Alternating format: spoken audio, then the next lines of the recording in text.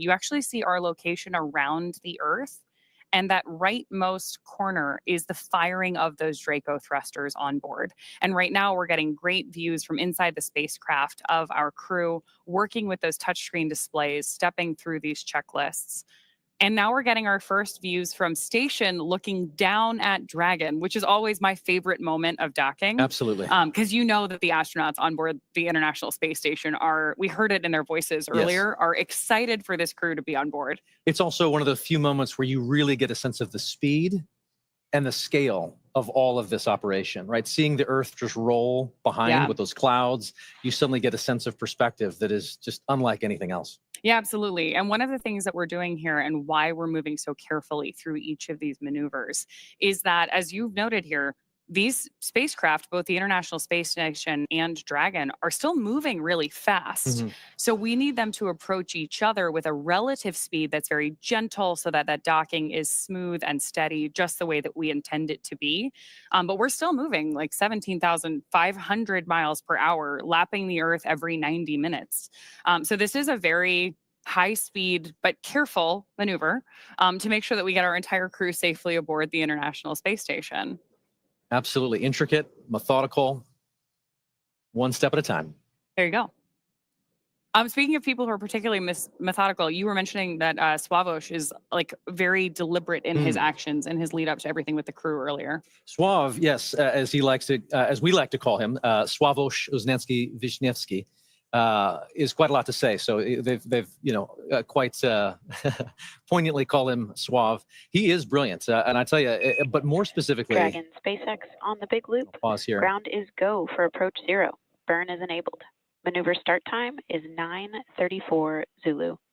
As a reminder, Dragon will nominally continue approach through Waypoint 1 toward Waypoint 2 without stopping at Waypoint 1.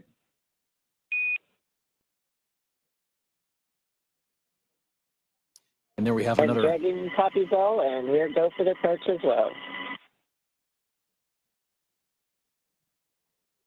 Another call out between Core and our commander, acknowledged by Commander Peggy Whitson. And that was a cool call out too, because we told the crew that we're going to move right through Waypoint 1. Each of those waypoints are an opportunity for us to pause and make sure that everything's going well. So that means that everything's really going on track, right? We're ready to move into this next process of approaching the station. So we were talking about Swav, and just to finish that thought, I have often described him as somebody who is brilliant, but more specifically, he is curious. Swavush is certainly one who is genuinely in pursuit of knowledge and understanding. I've actually never seen him to shy away from asking the next question. Throughout all the training, you can expect him to raise a hand and lean in, and everyone else does as a result. I mean, you just kind of get pulled into that earnest pursuit of knowledge, and he wraps it all up in a pretty good charm. He's exciting to learn beside. You know, I for one found myself wanting to lean in and learn alongside him as an outsider here. But his curiosity is probably matched only by his love for exploration and being out in the unknown. Like from sailing to hiking to kind of peering over that next ridge, he is one who is constantly seeking and experiencing something new. He has a love for this life and for this planet that is infectious. One can only imagine how that perspective is growing as he's looking out the window and seeing the Earth and perhaps even maybe the ISS at this point outside Dragon. Oh, yeah, absolutely. I mean, speaking of his love of something new, 3 of the crew members that we have on board AX4 are first-time flyers to low Earth orbit and to the International Space Station. So very excited to hear their take on both being up there and then everything they have to share with all of us once they return. So with that, can we round out some stories here for our 4th crew member? Absolutely. So Tibor, he is an incredible thinker. You can just see him process any information and immediately then begin to put it to use. He is someone who just grabs and goes. But also, even more than that, he's someone who really feels things deeply. He cares about what this mission is. He cares about what it means for all those back home in Hungary.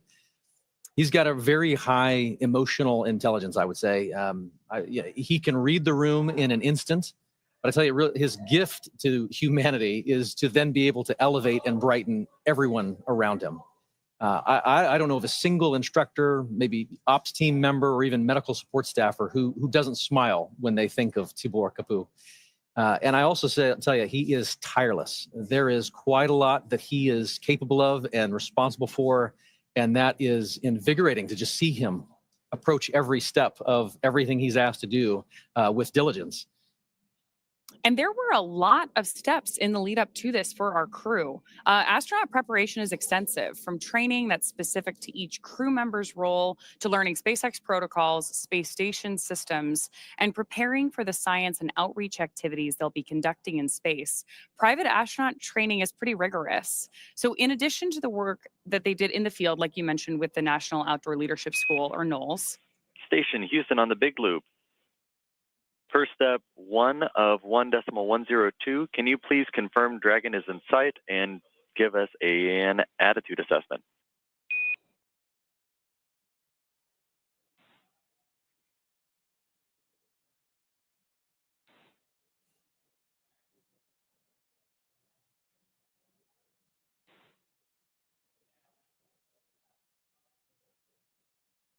So we are standing by for that update there on the attitude of the spacecraft. Attitude, when we're talking about space travel, means the position of the spacecraft.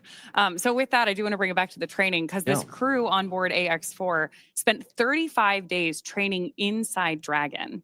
To prepare them for flight, our teams at SpaceX spent the last several months teaching the crew about orbital mechanics and how to live inside the Dragon spacecraft. Well, this was more of a review for Peggy Whitson. For the rest of the crew, as we mentioned, this is their first time flying to space.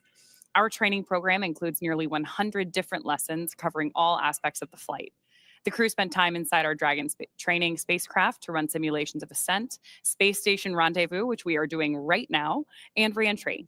And they also spent time at the launch pad in our suit-up room and working through emergency procedures that would be necessary in the unlikely event of a pad abort. And in addition to the critical training from SpaceX associated with... on the Big Loop, come check. Houston reads you loud and clear.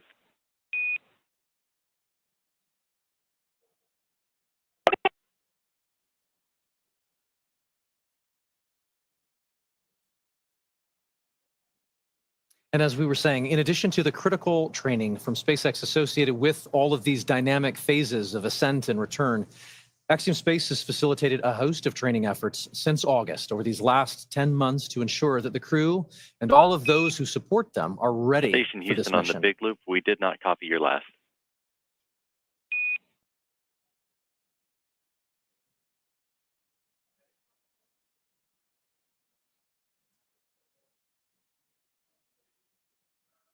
Houston Station on the Big Loop. We have Dragon in sight, and attitude looks nominal. Houston copies. That's a good report. That is a great report. It's always nice to hear those confirmations, especially across the Big Loop, because we are coordinating so many teams for missions like this. Absolutely.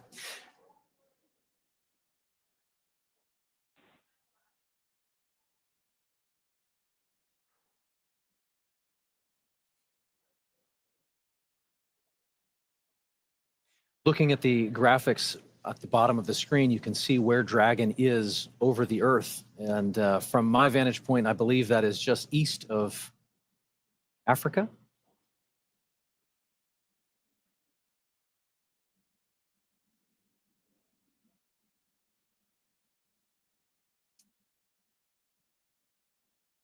I think one of the things that's the most striking to me is that as we watch all these different visuals come into play, which again, we are bringing you whenever we have them. So when we've got good views, we're sharing them with you.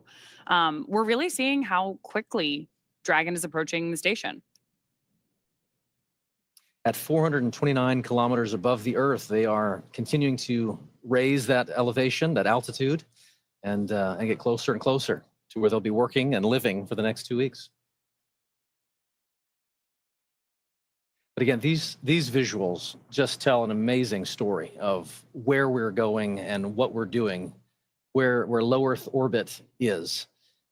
It is hard to really comprehend and wrap your mind around the idea of living off planet, and yet visuals like this start to help you make that real. Oh, absolutely. And hearing commentary like we did earlier from that on-orbit check-in, it was great to hear how quickly even the crew was saying they were learning how to do things in microgravity, especially because we have so many first-time flyers on this mission. Hopefully, first time, but not the last. We have a repeat with our commander, Peggy Whitson, as well. Absolutely. A little bit of joy goes a long way, and overcoming some of those probably initial sensations and adjusting to microgravity. Shubhanshu had mentioned that it was taking a minute to kind of collect himself and find his space legs, but clearly they are all in good spirits and getting ready to get very active on board the International Space Station. Which I'm sure will also be like an acclimation process, right? Absolutely. They've gotten used to Dragon. They've been in flight now for more than a day. All told, from launch to rendezvous at the station, we're looking at about a 28-hour flight. The time is somewhat dependent on the relative position of the International Space Station to our launch site at the time that we launch. But for any time that we're rendezvousing or meeting two spacecraft in orbit, we do have an instantaneous launch window. So we know how long that trip is going to be at the moment that we lift off. And the entire crew operations plan is built around filling that time effectively so that they're well acclimated on board the Dragon spacecraft while they approach the International Space Station. But then as soon as they get on board, we'll do our welcome ceremony. And I'm sure there's an orientation for them as well.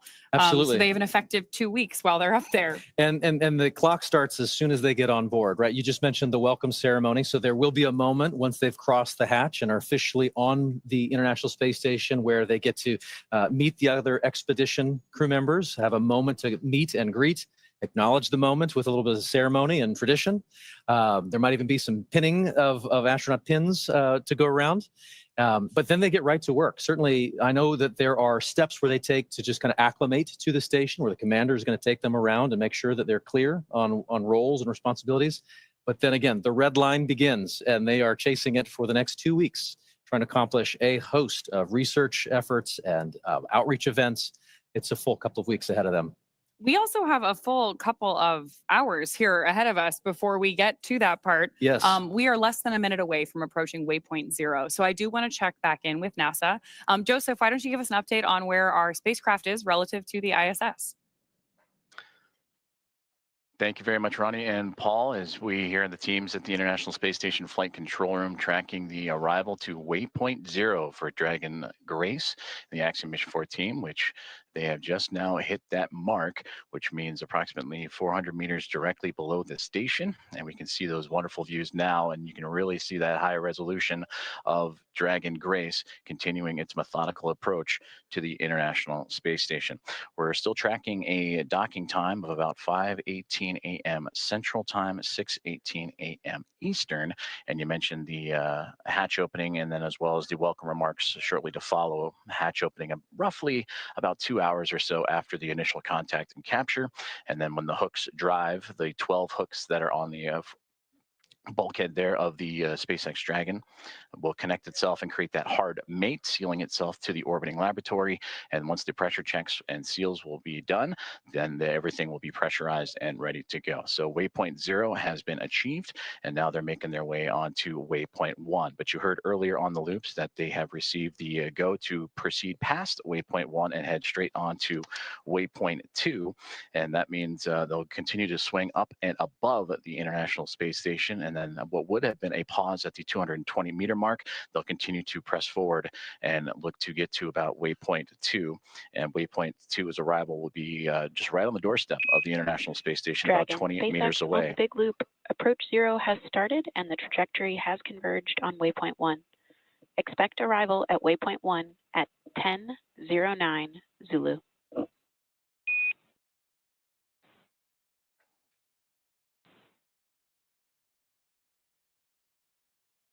Expecting arrival at Waypoint 1 at 10:09 Zulu.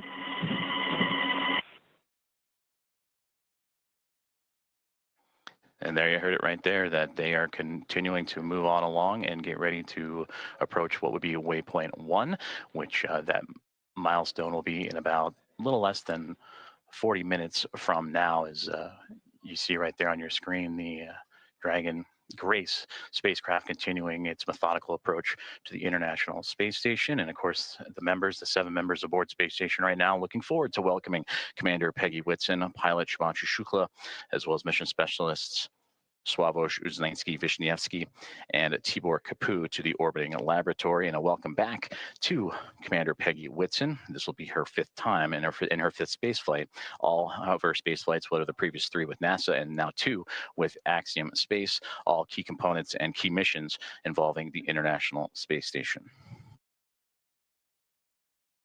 And you also heard on the Big Loop confirmations from Nicole Ayers and Anne McLean, who are monitoring Dragon's approach. They are in the cupola. That is the famed window to the world from the International Space Station that you see so many stellar views from many astronauts that share their experiences from the cupola. That is where they're using special technology to monitor and make sure that the Dragon spacecraft stays in the exact corridor, and that makes sure that everything is remaining on track and stays in its expected zones. Now, as we continue to march towards Waypoint 1, and again, they will bypass Waypoint 1 unless they need to make that pit stop to make sure everything is fine-tuned and ready. Once Dragon continues through Waypoint 1, Waypoint 2, and then eventual capture, Nicole Ayers will be the primed NASA astronaut to start the hatch opening process. And that'll begin by opening the large hatch on the node to zenith port. That is the port facing outer space, and that gives them access to the pressurized mating adapter. And there, Ayers and McLean and company will then move in and make sure that everything is sealed up once checks have been done and the relative dampening motion has been removed between Dragon and its connection to the International Space Station. And Ayers will pressurize the vestibule, and that is the small space between the hatches of the Dragon spacecraft and the space station. Now, that vestibule has been exposed to the vacuum of space, and that was all due to prior to docking. So the crew will need to fill it with air to make sure its pressure is nearly equal with the atmospheric pressure on Dragon and in the station. That pressure, similar to what we experience here on Earth at sea level, about 14 psi is what they need to bring it up to, again, from the vacuum of space. And that's where Ayers will use a small valve on that station's hatch to slowly introduce the air into the vestibule. And flight controllers here in Houston will monitor and verify that pressure readings, and everything is making sure to be leak-free before we get ready to open up the hatches. As you can see, Space Dragon Grace making its way with the nose cone open, and you can see that strobe in the middle. And it's always fascinating to watch. Now during an orbital daytime, you can see the sun shining brightly on the spacecraft and the thrusters firing, and you can follow along in that bottom right-hand corner which thrusters are being activated again to fine-tune Dragon's path to the International Space Station. But seeing that strobe, always fun when it illuminates from the Dragon perspective on the International Space Station, and we may get some of those great views closer to docking. And again, that docking time tracking closer to 5:18 a.m. Central Time, 6:18 a.m. Eastern, and that is where the soft capture will connect, and then the hooks will drive. The 12 hooks in 2 sets of 6 will drive and form the hard mate and bring Dragon and the space station closer together before the leak checks, the umbilicals for communication and power. Everything will be connected, and then the pressurization of that vestibule from NASA astronaut Nicole Ayers and team will begin.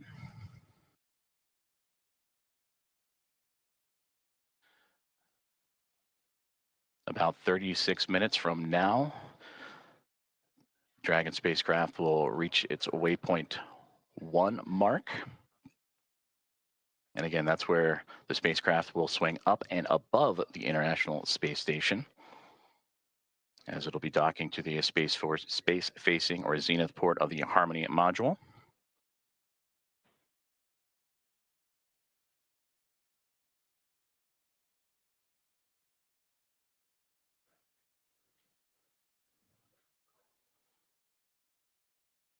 And you can see great views Stand again station of on the Dragon. Big Loop per block Bravo.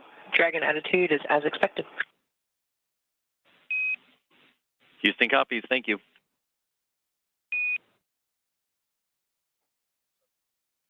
And great communications there. Is everything going to plan for Dragon Grace? And you can see those thruster firings, those plumes of gases that are helping the spacecraft navigate its way from Waypoint 0 to Waypoint 1, and as mentioned, it's going to go up and over top of the International Space Station and then align itself to that zenith port.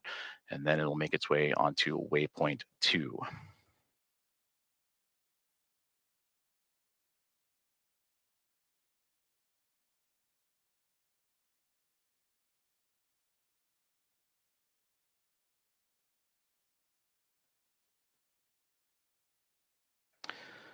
As mentioned previously, all visiting vehicles that arrive to the International Space Station take this phased approach when going to the orbiting laboratory, stopping at those predetermined gates. And that's for teams here on the ground, both in SpaceX and in Houston, to run quick checks on vehicle performance before approaching the laboratory.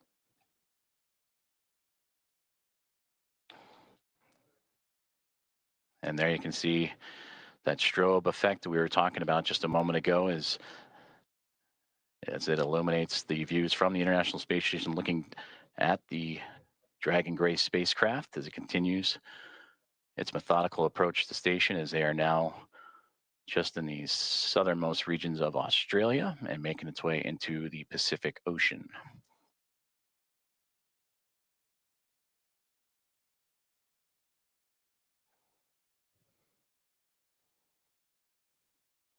Both Dragon and Station just began an orbital nighttime period, so we'll continue to lean on that strobe effect on the spacecraft to follow along.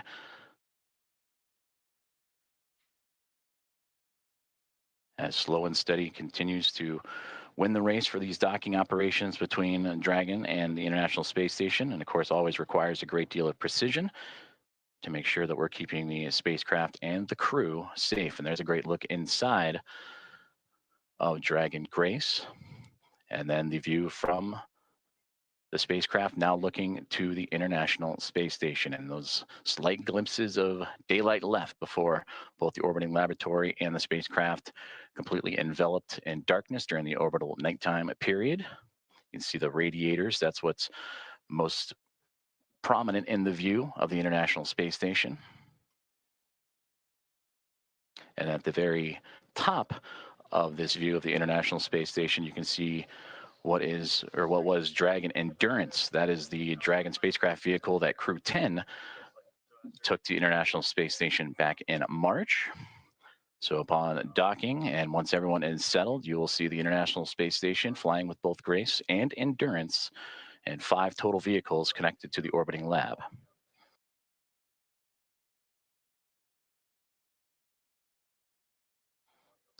View inside of the Dragon spacecraft, and you see from just over the shoulder of Peggy Whitson and Shubhanshu Shukla, the commander and pilot, as they are continuing to monitor the progress of the spacecraft. And there are the final faint views of the International Space Station before the orbital nighttime period. And as mentioned, these two chasing each other just off the southeast coast of Australia as we speak.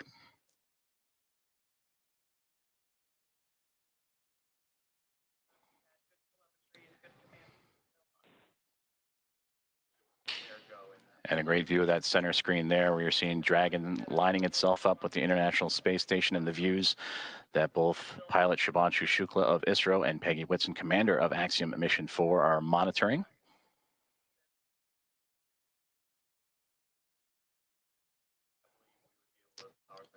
Now approaching about 31 minutes until we reach Waypoint 1.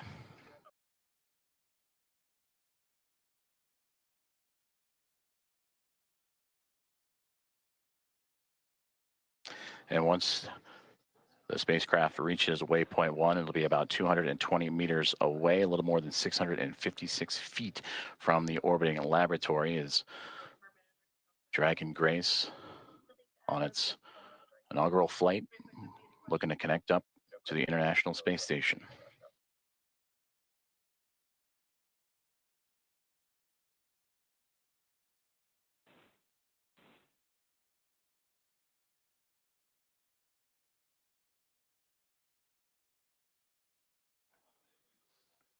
Before we reach Waypoint 1, which will be in about 30 minutes from now, the teams here on the ground, about 10 minutes outside of that milestone, will conduct a go, no-go poll, which we've been talking about throughout today's broadcast, just that step-by-step process, that slow and steady methodical maneuvering of the spacecraft to connect to the orbiting laboratory.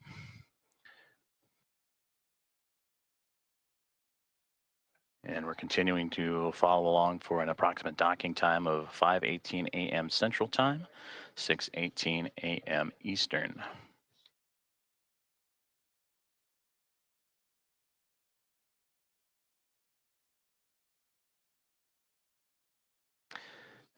And the only light you're seeing from that shot was bouncing off of the International Space Station and what it provided, but now inside Dragon Grace and its Axiom mission 4 crew of Peggy Whitson, commander, Shubhanshu Shukla, pilot. That's who you see in the field of view there. Just that over-the-shoulder shot as they monitor Dragon's maneuvering towards the space station, but also joined alongside by mission specialist Sławosz Uznański-Wiśniewski and Tibor Kapu, respectively, of ESA and Hunor.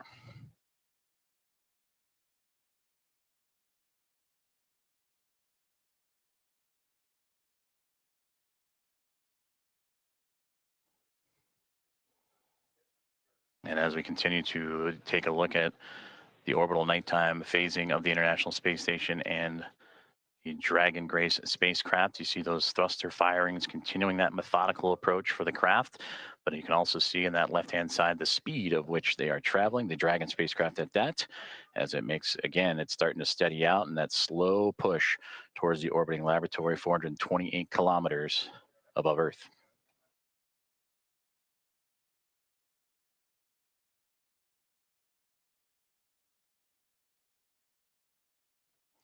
Once aboard the orbiting laboratory, the Axiom Mission 4 crew will participate in about 60 research investigations representing 31 countries, and more than 24 of those experiments supported by the ISS National Laboratory.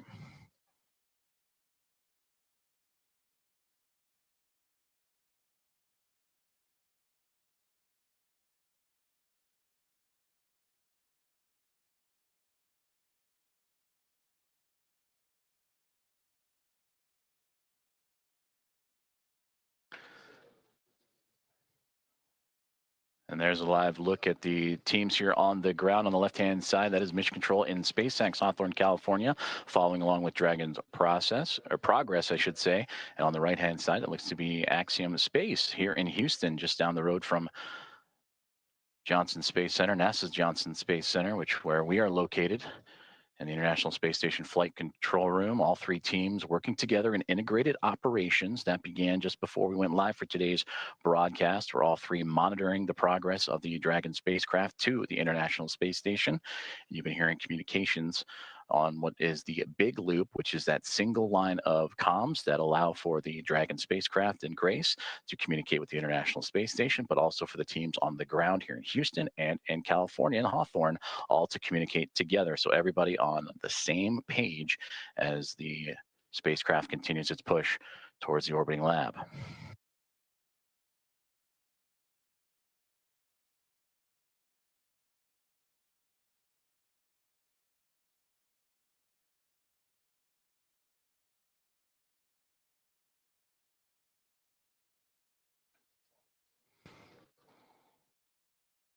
We are about 26 minutes away, a little bit north of that, until we reach Waypoint 1 for Dragon Grace. As you can see, some of that telemetry and data populating the screens inside of the spacecraft that the team on board are carefully monitoring. And this is the view from the Dragon spacecraft looking up at the International Space Station as these two now making their way into the southernmost regions of the Pacific Ocean, having just passed underneath the south and then the southeast of Australia. They will continue into an orbital nighttime period until they reach roughly about the east coast of North America. And then you'll get some of those great views of the sunlight radiating over top of both of the craft.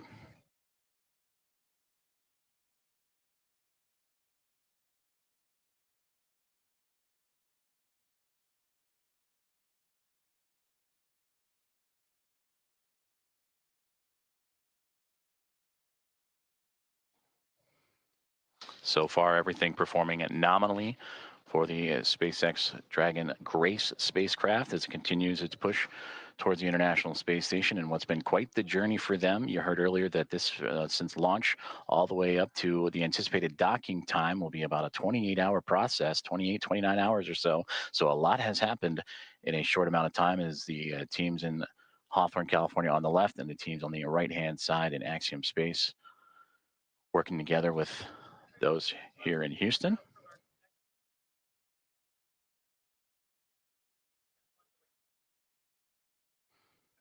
And those teams right now communicating with each other on those internal communications loops that we monitor and follow along with as they now prepare the teams for Waypoint 1 about 24 minutes from now. The go no go for that will be in about 15 minutes or so. And we'll keep an ear out for those comms as, again, Dragon starting to slow down its approach towards the International Space Station, a very methodical journey that all started shortly after launch, what was yesterday morning at 1:31 a.m. Central Time, 2:31 a.m. Eastern.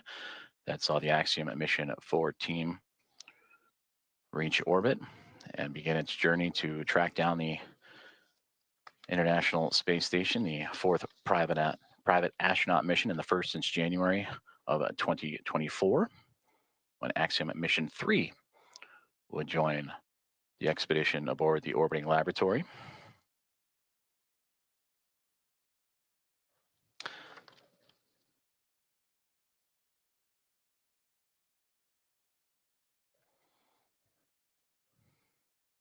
On board the International Space Station, the crews, they were up and got right into preparing for Dragon's arrival. NASA's Anne McClain and Nicole Ayers, who you've heard at times on the big communications loop talking to all parties. They are in the station's cupola using specialized software to track Dragon's approach and making sure it stays in the expected zones with that orbital nighttime currently enveloping the station and the Dragon spacecraft. They're keeping a close eye, and of course from the space station perspective, and we'll see it as we receive video communication, that strobing effect, that strobe light on the front, and that forward nose cone of the SpaceX Dragon to help illuminate its path and help keep track.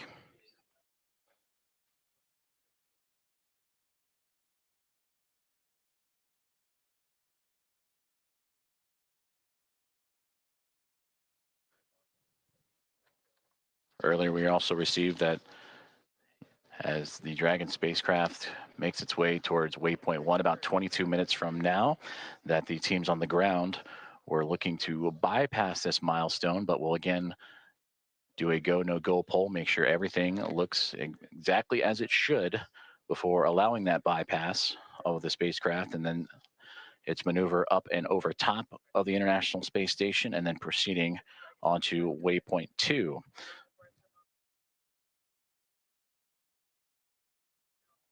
And a great graphic of the International Space Station, and just below it, the Dragon spacecraft is, again, they are making their journey across the Pacific Ocean, traveling over 26,000 kilometers an hour and 420 plus kilometers above the Earth's surface.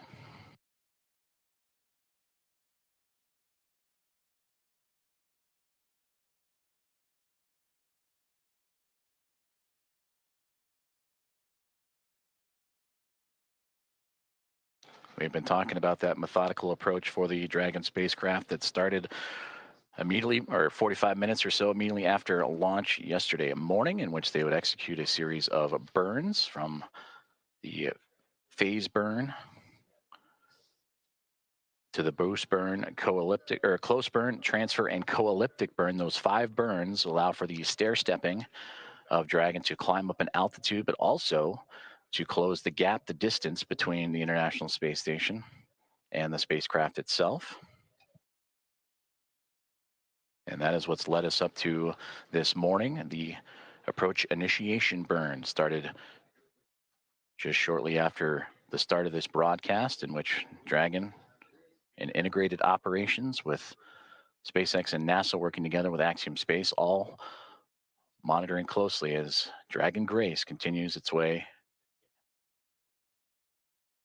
towards the orbiting lab and looking to turn a crew, the Expedition 73 crew of 7 into a total of 11, a full house above the orbiting lab.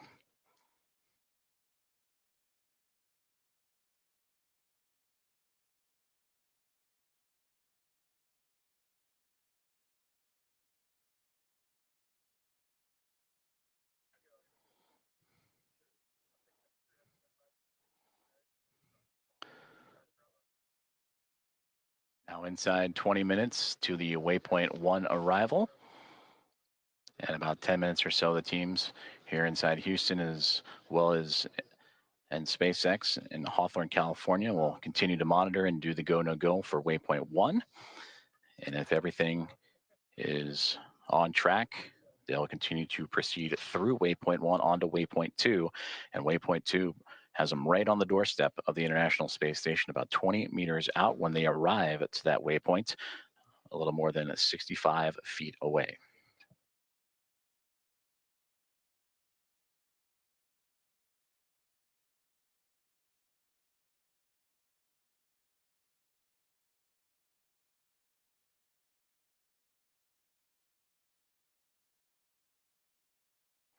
If you are just joining us, we are continuing to follow along the progress of Axiom Mission 4 and the 4 astronauts aboard, Commander Peggy Whitson, pilot Shubhanshu Shukla, and mission specialists Sławomir Uznański-Wiśniewski and Tibor Kapu, the 4th private astronaut mission and the first since January 2024 to make its way towards the International Space Station, in which they will spend approximately 2 weeks doing research investigations and outreach activities, expanding commercial space.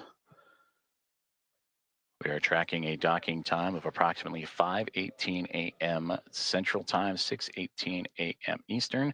The next key milestone that we are keeping an eye on is the arrival of the spacecraft to Waypoint 1.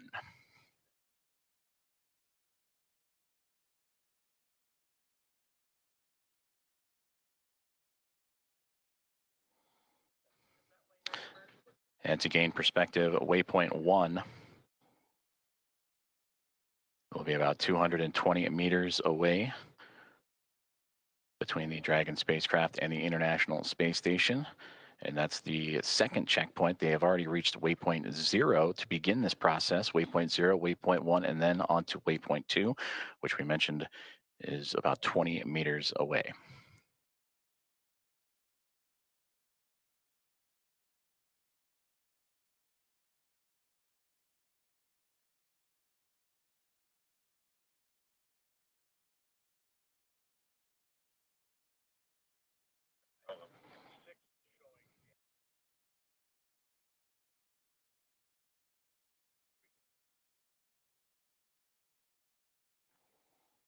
Okay, sorry, you said that.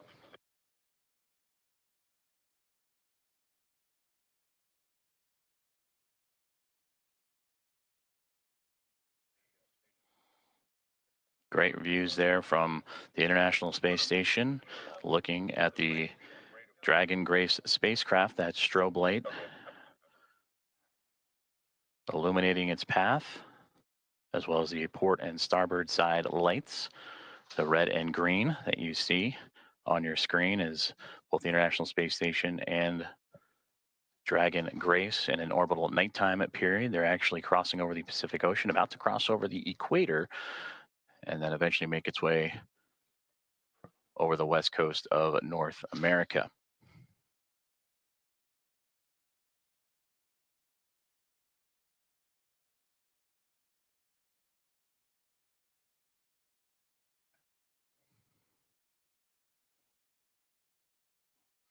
We'll start to see the spacecraft and the International Space Station once again become illuminated with an orbital sunrise.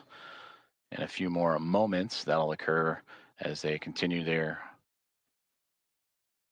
journey over the Pacific Ocean. And for the Dragon spacecraft approaching Waypoint 1, now about 15 minutes from that point.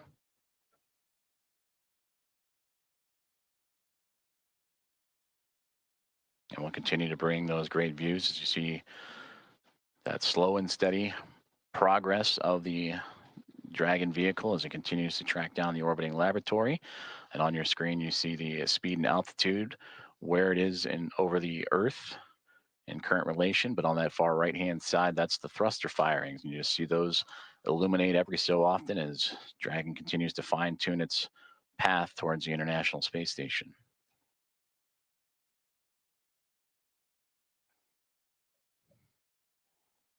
And this mission since launch approaching now 1 day, 3 hours or 3.5 hours of time. That's the time you see in the middle there, the T plus. 1 day, 3 hours, 28 minutes and 40 plus seconds. As the crew aboard, anxious and ready to join the Expedition 73 crew aboard the International Space Station. And as we take a look at those crew members and introduce them to you, that'll welcome the Axiom Mission 4 team. They're led by Commander Takuya Onishi of JAXA, the Japan Aerospace Exploration Agency, who just recently celebrated about 2 weeks ago his 200 days in space. Anne McLean, NASA flight engineer, will be there as well. Her and Nicole Ayers, the two NASA astronauts monitoring Dragon's approach to the International Space Station. For McLean, celebrating 300 days in space last week. And for Nicole Ayers, this past Monday, celebrated 100 days in microgravity. They're also joined by NASA astronaut Johnny Kim, flight engineer, and Roscosmos cosmonauts Kirill Peskov. For Peskov, he would also celebrate 100 days this past Monday as a part of the Crew at 10 team. And then Roscosmos cosmonauts Sergei Ryzhikov and Alexei Zubritsky also joining the cadre of 7 astronauts and cosmonauts aboard the International Space Station.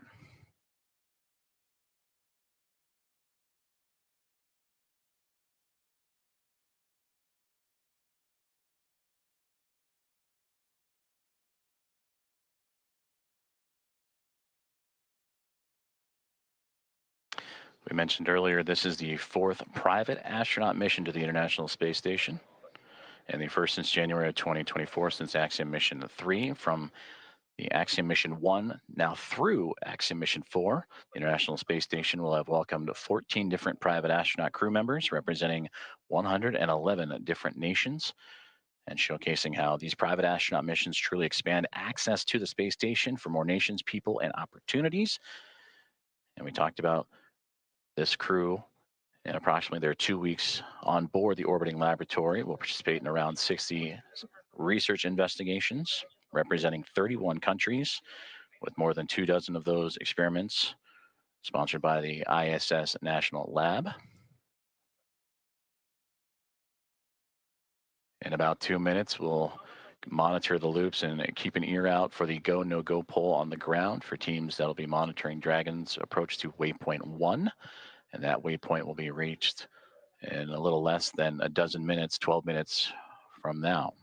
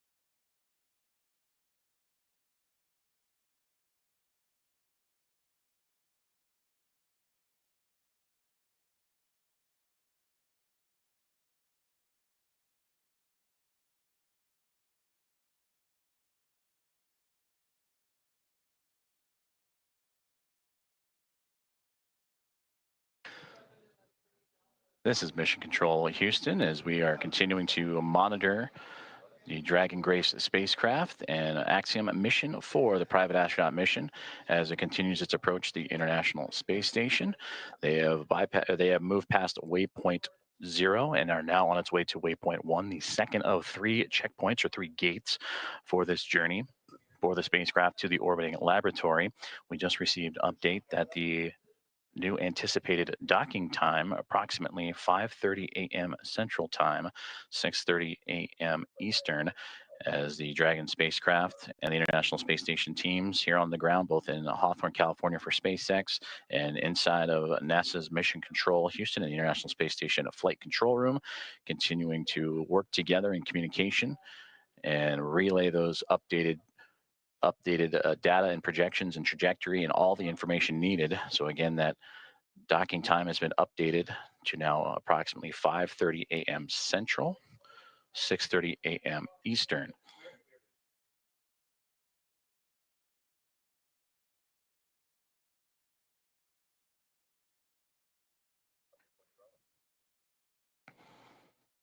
And the flight control teams here in Houston and listening in on the loops on overall communications have just pulled go for Dragon's approach to waypoint 1.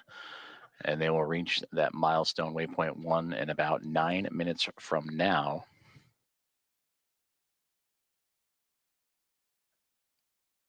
This waypoint will have the spacecraft 220 meters away from the International Space Station, a little more than 656 feet. And once it reaches that docking access, an additional go-no-go pole will be created, in which the teams will then pull for the arrival of the spacecraft to waypoint 2. And given the go there, Dragon Grace will move to within 20 meters and little more than 65 feet from the orbiting laboratory.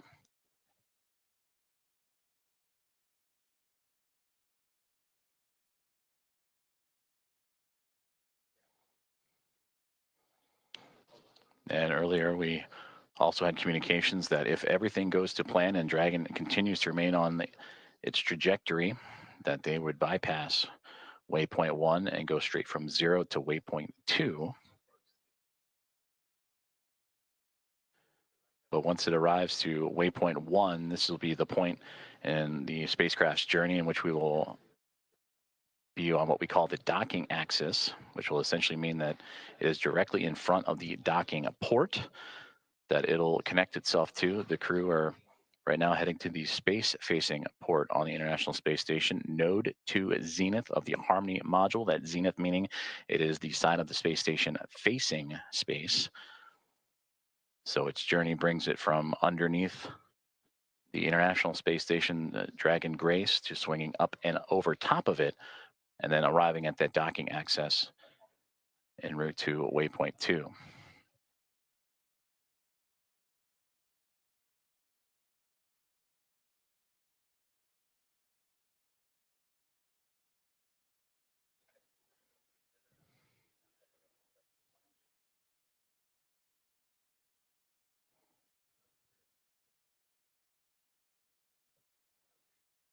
We'll continue to bring views of the International Space Station and Dragon Grace spacecraft as we receive them, as the two continuing their chase to connect up, as they're now making their way towards the western coast of North America in an orbital nighttime configuration.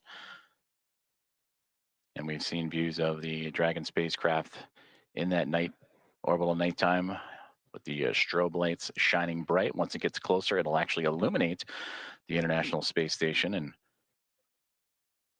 allow for greater views of the docking port itself that it'll connect to. And again, that node 2 is zenith port of the Harmony module of the space station.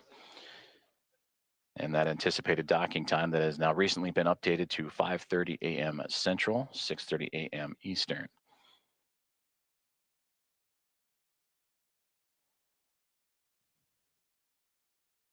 Teams on the ground have pulled go for Dragon's approach to waypoint 1. And that arrival to that checkpoint will be a little more than 5 minutes from now.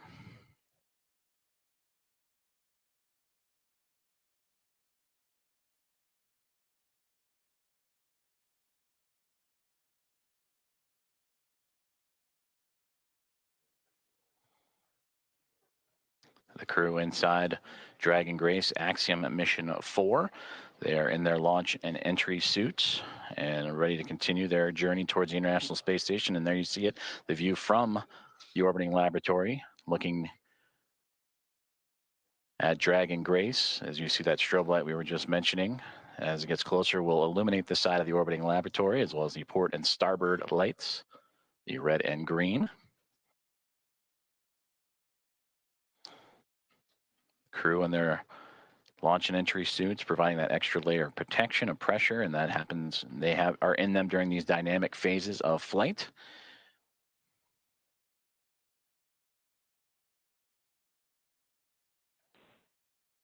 Now inside 5 minutes from Waypoint 1.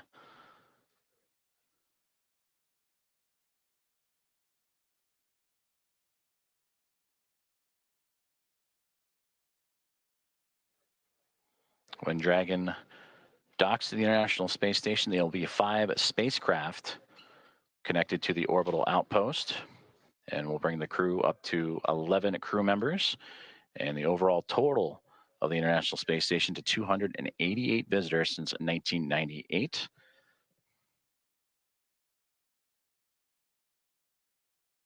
They will join the Dragon Endurance spacecraft that brought up Crew 10 back in March. They will also join with the Soyuz MS-27, a spacecraft that brought NASA astronaut Johnny Kim to the International Space Station in early April. And then 2 cargo craft, Progress cargo craft from Roscosmos also aboard the station, and then eventually the Dragon Grace spacecraft, as we get now views inside of Dragon Grace and looking over the shoulders of Commander Peggy Whitson and pilot Shubhanshu Shukla of ISRO.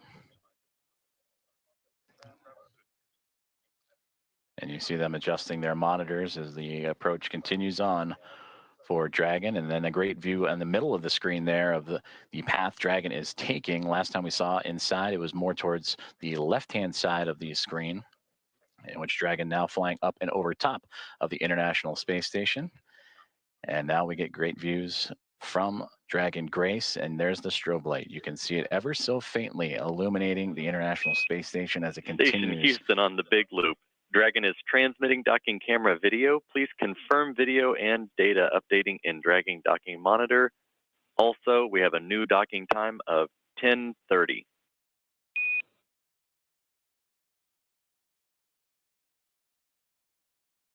Copies. We are seeing data on the Dragon docking monitor, and we copy 10:30 for the new docking time.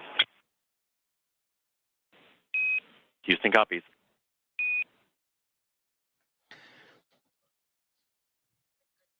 Great communications there on the big loop between the teams in Houston and SpaceX, talking to Dragon Grace and the confirmations of the updated docking time. You heard the words 10:30. That's 10:30 Zulu, which Central Time is 5:30, as we had mentioned, 5:30 a.m. Central, 6:30 a.m. Eastern, as we return to that exciting view from Dragon looking up at the International Space Station. You can ever so faintly see the solar arrays coming into view, and that strobe light illuminating the radiators, which are right along that central portion and angling upward.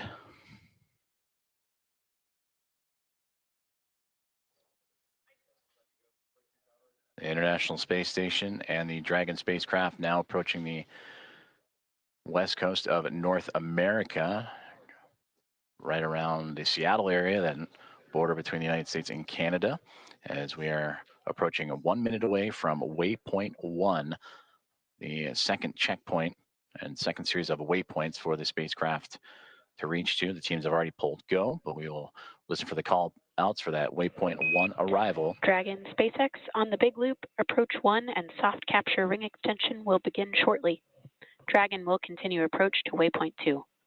As a reminder, manual impulsive retreat recovery is not permitted. And Dragon copies all.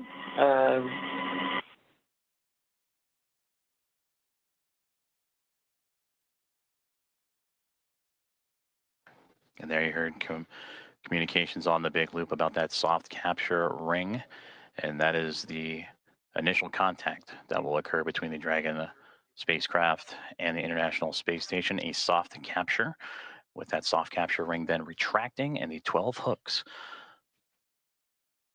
that will drive and connect and form a hard mate between the spacecraft and the International Space Station. From there, power communications will then be connected up, and as astronaut Nicole Ayers will make her way into the pressurized mating adapter and get ready for hatch opening procedures, which will require bringing the vestibule, the space between the two hatches, between the International Space Station and Dragon Grace, together. And there we see the orbital sunrise making its way over top of the International Space Station as they continue their pursuit of each other, now angling over at North America.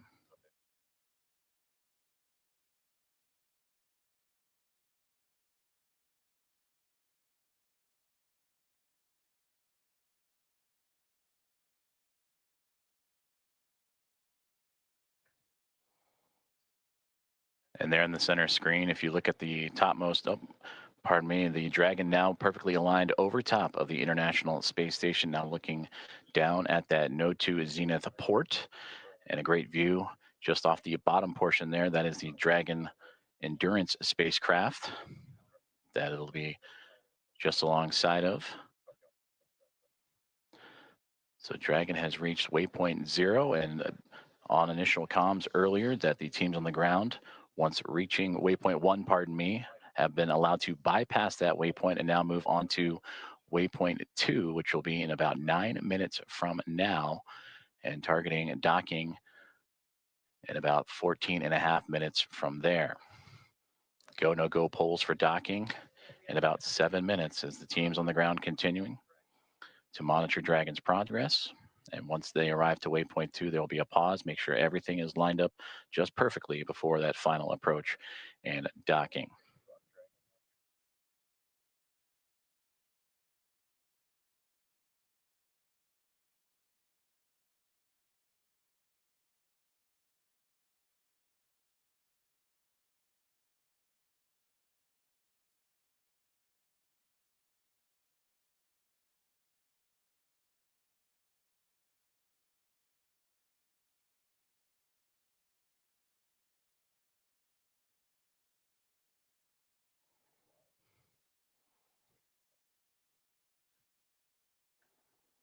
This is Mission Control Houston as Dragon Grace and the spacecraft carrying Axiom Mission 4 and their 4 astronauts continuing their approach to the International Space Station. They have just made their way past waypoint 1, which had them at 220 meters away from the space-facing port of the International Space Station's Harmony module.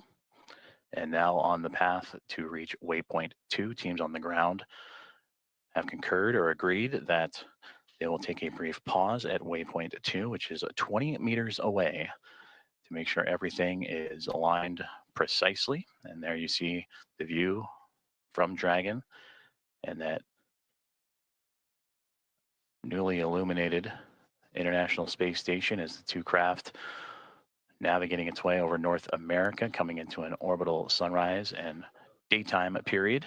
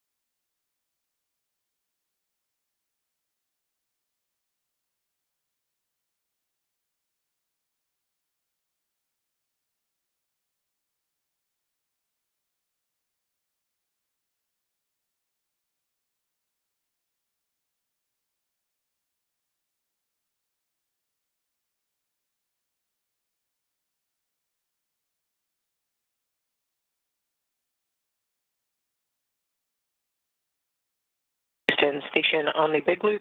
Dragon attitude is still as expected, and station is ready for docking. Houston copies. At waypoint 2, Dragon will briefly pause to align for docking, then automatically resume approach. Houston copies. Commentator Rob.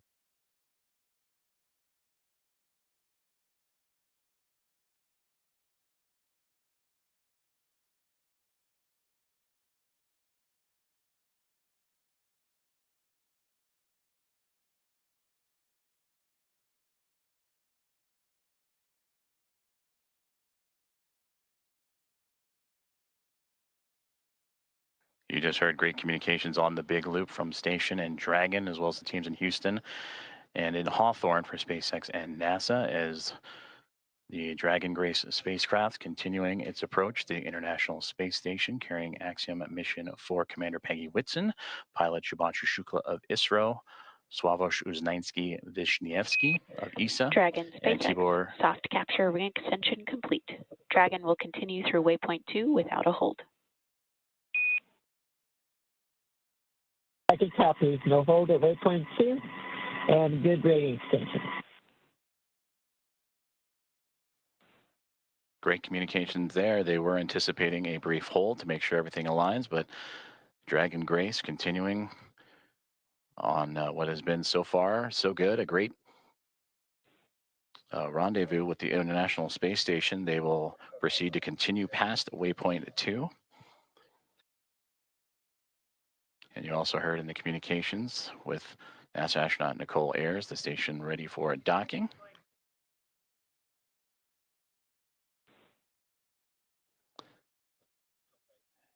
And a great view of the SpaceX Dragon Grace spacecraft making its glacial approach to the International Space Station. And the view from the space station looking up as it approaches the space-facing or Node 2 Zenith port of the Harmony module.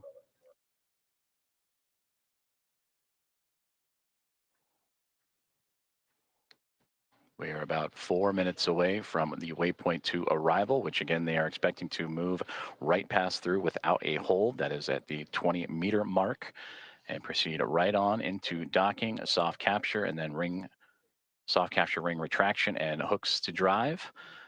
And that capture, about Dragon 8 minutes SpaceX and 47. on the big loop, ground is go for approach 2, and approach is now allowed. Reminder, ensure that visors are closed prior to Dragon's departure from the waypoint.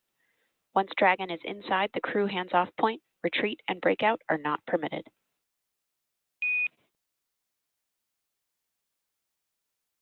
Dragon copies, and we have visors down, and we are go for docking as well. And copy on the approach. Inside 2, chop. SpaceX copies, visors down, SpaceX crew is go for docking.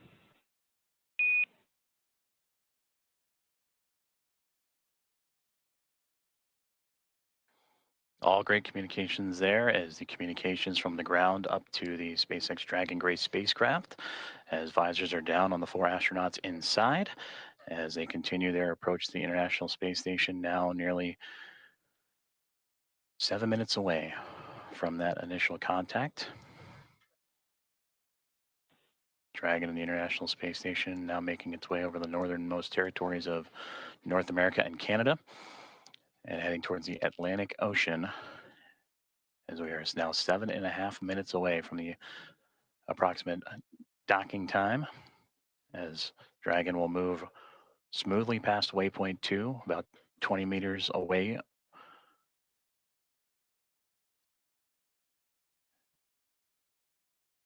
And continuing its fine tuning and approach, you see little plumes coming off the spacecraft. Again, those are those thruster firings, continuing to inch and adjust the spacecraft towards the orbiting laboratory.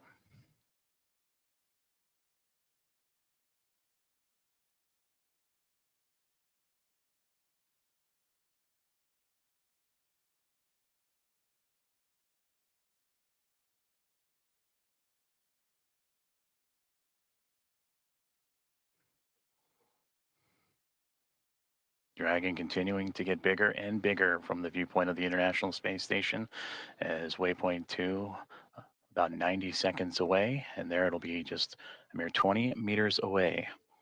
And there, the spacecraft will focus on aligning its docking system with the docking adapter, and then fly in to make the initial contact and give us what we will call that soft capture, or the soft capture ring will retract, and then the hooks will drive to form the hard mate. And that capture, or that initial contact, coming in about 6 minutes from now.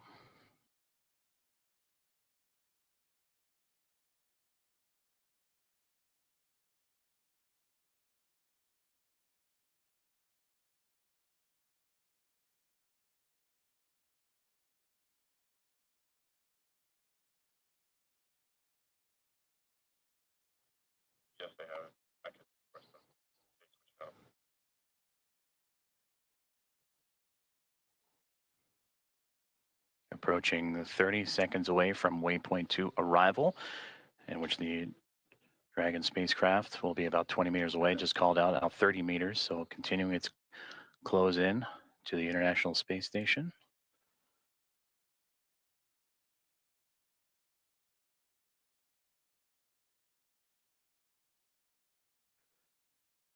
Dragon Grace now 25 meters away.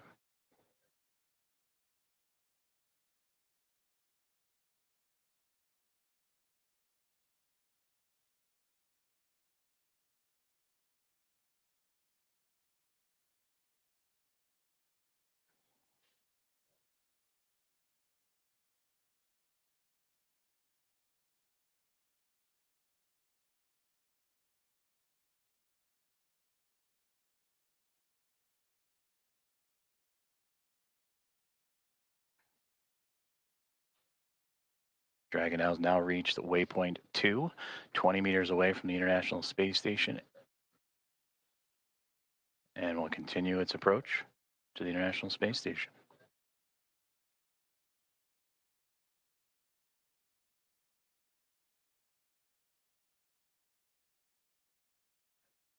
And there you can see a great view of that zenith port, that space-facing port on the International Space Station's Harmony module. As the Dragon spacecraft right now sitting at Waypoint 2, just 20 meters away.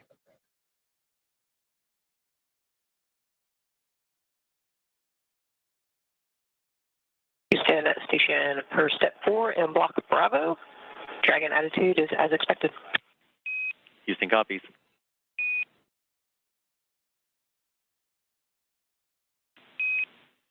Station Houston on the big loop. Dragon is on final approach and is go for docking. Monitor per steps 5 and 6 and 1.102.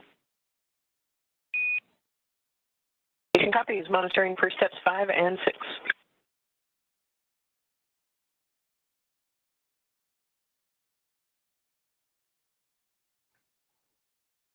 And there you heard it. The final steps relayed up to the crew for final approach and docking have been given as we continue to see Dragon Grace spacecraft close the gap between them and the International Space Station.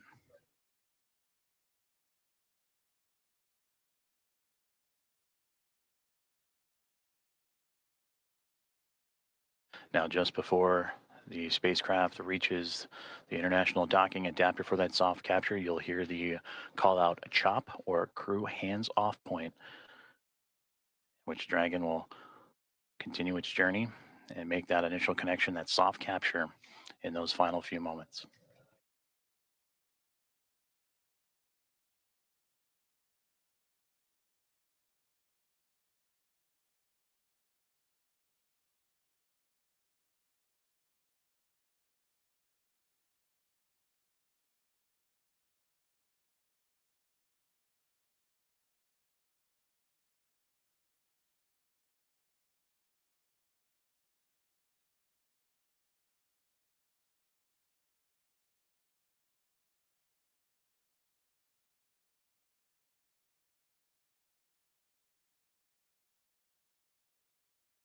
SpaceX Dragon, 10 meters. 10 meters.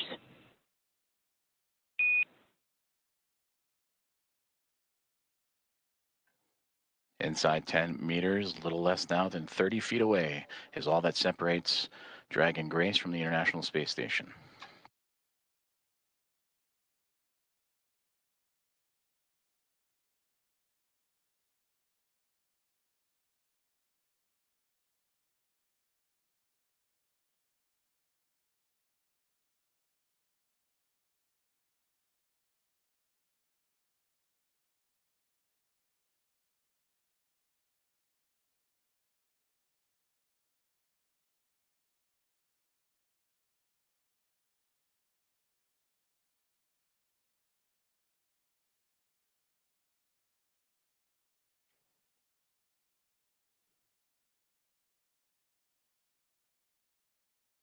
Five meters. 5 meters.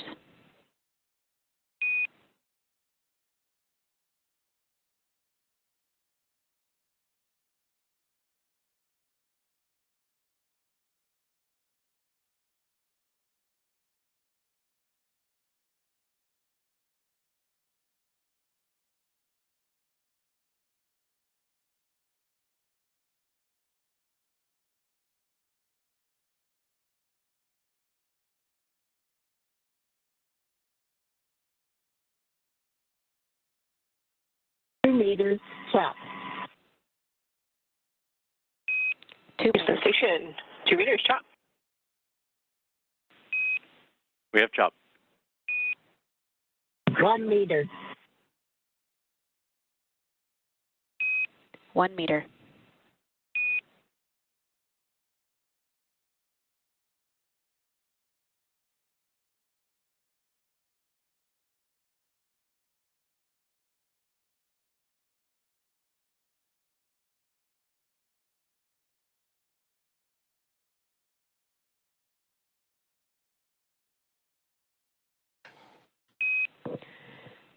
Dragon contact and soft capture complete.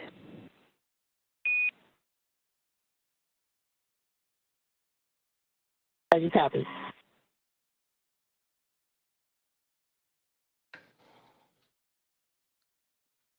Dragon Grace and the Axiom Mission 4 crew have arrived to the International Space Station at 5:31 a.m. Central Time over the North Atlantic as the two orbiting around the Earth, connecting with the soft capture ring. And now we'll begin the ring retraction to bring the two vehicles closer together. And then the 12 hooks, the two sets of 6, Ring will drive retraction to in form a progress. hard mate.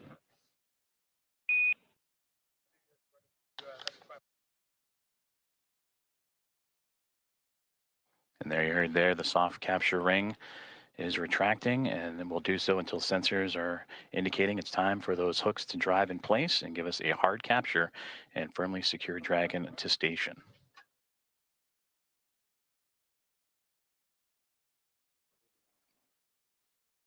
And again, Axiom Mission 4 and its commander Peggy Whitson, pilot Shubhanshu Shukla of ISRO, and mission specialist Sławosz Uznański-Wiśniewski and Tibor Kapu of ESA and HUNOR have arrived to the International Space Station with contact at 5:31 a.m. Central, 6:31 a.m. Eastern, as the two were orbiting over the North Atlantic.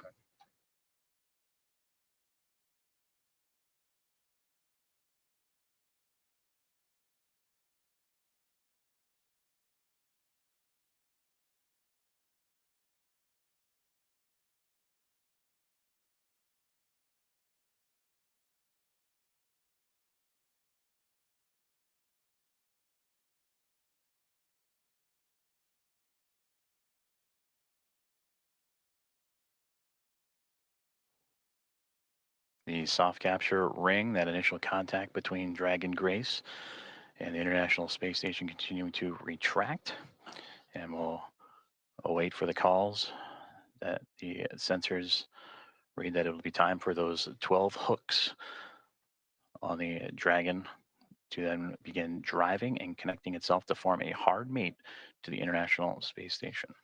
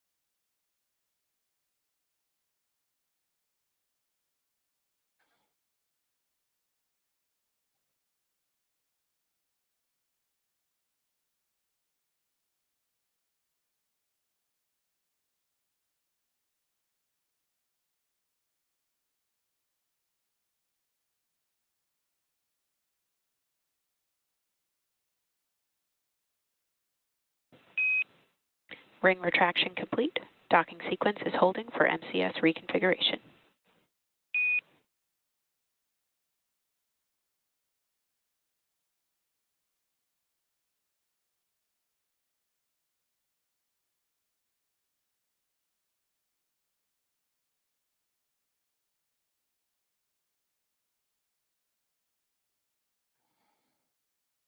This is Mission Control Houston, as you are seeing a live view of the recently connected Dragon Grace spacecraft with the Axiom Mission 4 astronauts and Peggy Whitson, Shubhanshu Shukla, Sławomir Uznański-Wiśniewski, and Tibor Kapu arrive to the International Space Station, soft capture and contact at 5:31 a.m. Central Time, 6:31 a.m. Eastern, as the two were orbiting above the North Atlantic. And right now, the two mated with that soft capture, the soft capture ring retracting to pull the spacecraft closer to the International Space Station. And once given the go, the ring or the hooks around the Dragon nose cone will drive and connect to form a hard mate.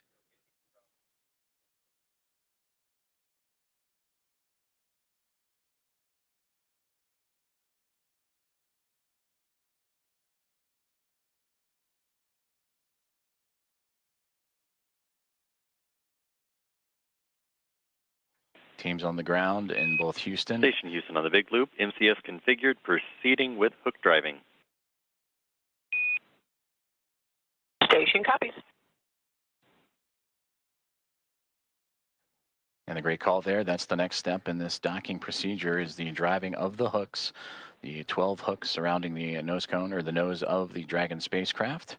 And we'll monitor those. They'll drive in 2 sets of 6. The first set of 6 right now, they're traveling, and we'll continue to follow along as the docking process continues on.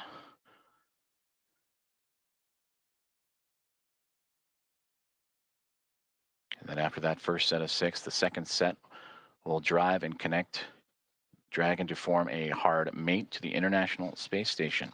And once the docking is complete, NASA astronauts Anne McLean and Nicole Ayers, who have been monitoring from the International Space Station from the cupola of the Dragon's arrival, it'll be Ayers that'll begin the hatch opening or hatch operations.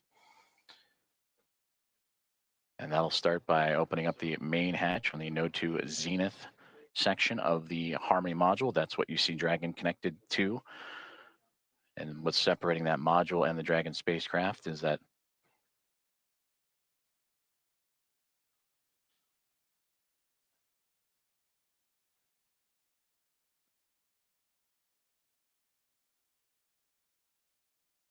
and continuing to monitor that first set of 6 hooks forming that hard mate. And once the full set of 12, Ayers will continue the docking procedures with the leak checks and then begin making its way into the pressurized mating adapter. That's what you see between the Harmony module and the Dragon spacecraft, and access into there to then what we begin pressurizing the vestibule, that small compartment between the 2 hatches. And that vestibule has been exposed to the vacuum of space prior to Dragon Grace's arrival. So the next step is to carefully reintroduce that air and pressure inside so it matches both that of the station and the Dragon spacecraft. And we just received confirmation that the first set of 6 hooks have driven and closed, and we'll now begin the second set of 6 to continue that hard mate between the Dragon spacecraft and the International Space Station.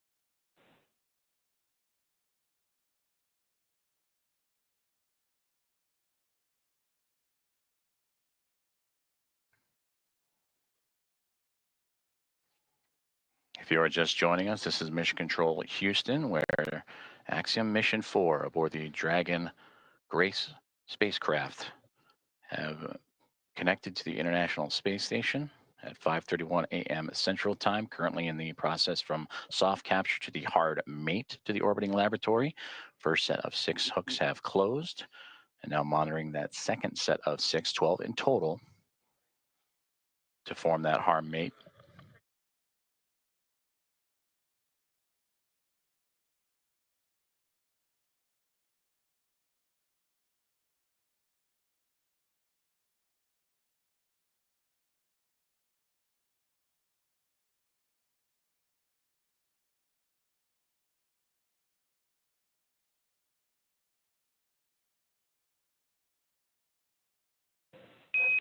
Dragon SpaceX on the big loop, hard capture complete.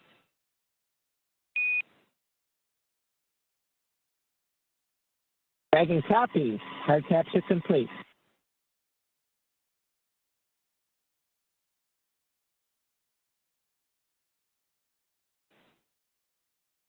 And we just heard confirmation there. All 12 hooks have closed, and that is a hard mate to the Dragon Grace spacecraft and the International Space Station, completing from soft capture to that hard mate.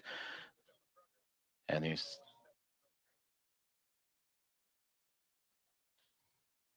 So the soft capture ring retraction in progress, and then it'll be on to establishing umbilical connections between the spacecraft and the International Space Station. That'll allow for the transfer of communications and power through those umbilicals. So where Dragon, you see that upper portion that's mostly black against the vacuum of space, but that's the solar arrays to provide Dragon power. Once those umbilicals are connected, that power will then be provided by the International Space Station, and communications will have that hardline connection with the umbilicals as well.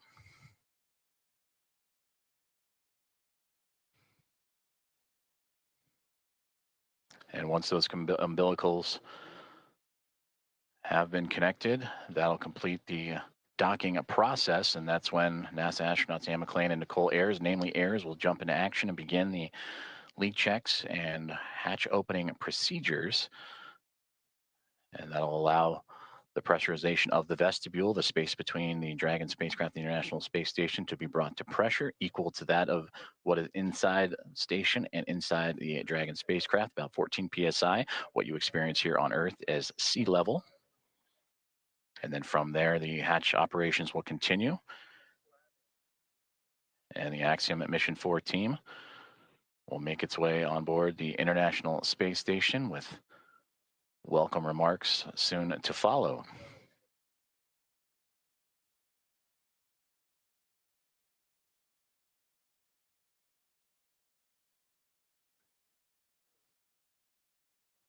Soft capture ring has now been stowed away, and the umbilicals are in motion again to connect Dragon Grace and the International Space Station, providing that communications, a direct line of communications and power.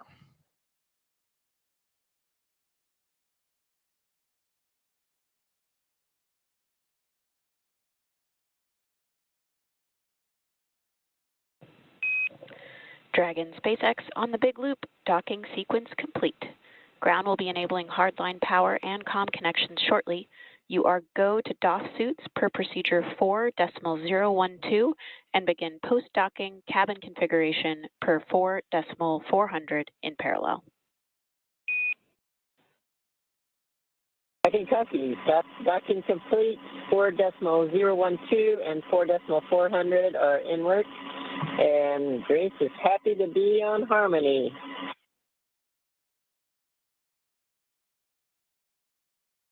And Grace Station, we are excited to welcome you. Peggy, Shug, Suave, and Tibor, we cannot wait to open the hatch and give you guys a hug. We'll see you soon. Looking forward to it. And Axiom 4 from Houston, welcome aboard the International Space Station. It's an honor to have you join our outpost of international cooperation and exploration. We are honored to be here. Thank you.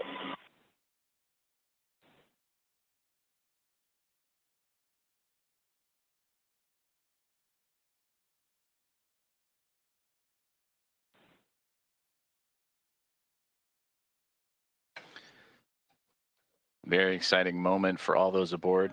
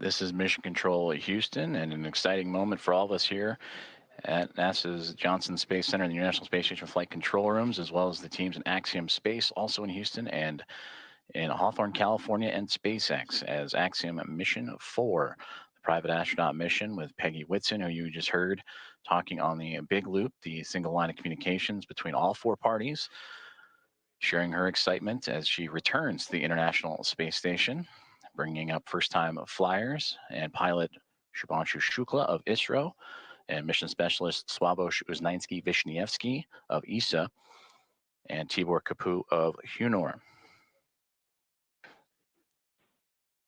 Contact between the two, between Dragon Grace and the International Space Station at 5:31 a.m. Central Time. And now that the hooks have connected, all 12 and umbilicals deployed, providing power and communications. Now the team inside the International Space Station, namely Nicole Ayers, is going to start beginning the hatch opening procedures. And now that we're docked, she will secure some hardware and then move right into those operations. And first, we'll open the large hatch at the Node 2 Zenith, or the space-facing port side of the Harmony module. And that's what you see, similar to where that NASA logo is. That's the Harmony module. That pressurized mating adapter is jettisoning up into and connecting to the Dragon Grace spacecraft. And then from there, she'll traverse into that pressurized mating adapter, and we'll begin pressurizing the vestibule, which is that small space between the hatches on Dragon and the space station. And we have talked about this has been exposed to vacuum prior to docking, and we'll need to fill that space with air to make sure that pressure is equal with the atmospheric pressures on Dragon and the International Space Station. Also putting away some hardware in the process, including the docking across. And Ayers will use a small valve on the station's hatch to slowly introduce that air into the vestibule. And flight controllers here in Houston will continue to monitor the pressure and temperature readings inside and verify that everything is A-OK and leak-free before we get ready to open up the hatches.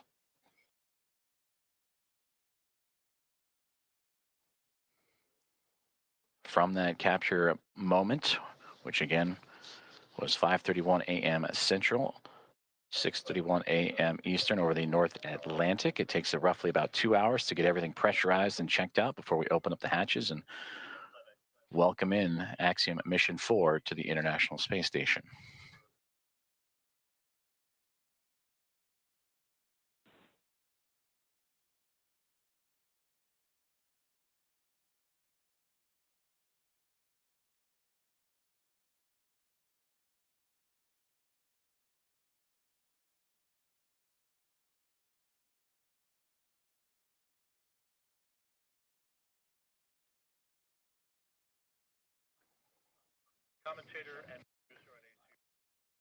SpaceX Dragon on the big loop.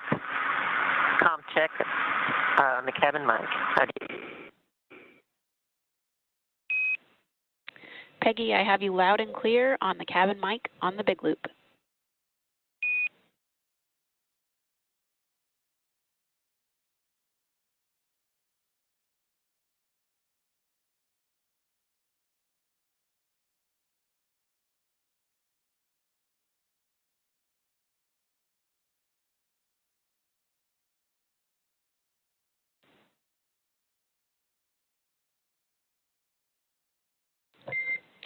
Dragon, SpaceX on Dragon Aground. That call on the cabin mic actually came over Dragon Aground.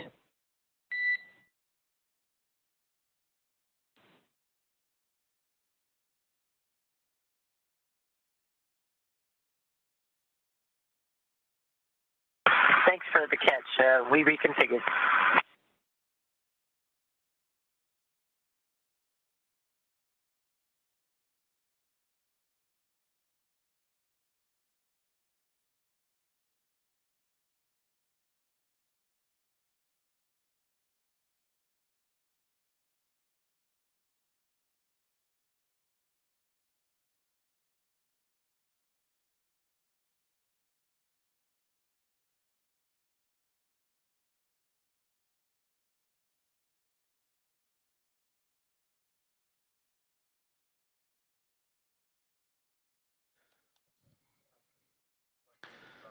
This is Mission Control Houston as we continue to follow along the progress of the contact capture and beginning of hatch opening procedures as Axiom Mission 4 has arrived to the International Space Station with contact at 5:31 a.m. Central Time. The soft capture and ring have been retracted and stowed away. The 12 hooks around the nose, the bulkhead there of the Dragon SpaceX connected to the pressurized mating adapter have latched on to create the hard mate. The umbilicals have been extended to allow for Dragon to run on power and communication lines provided by the International Space Station.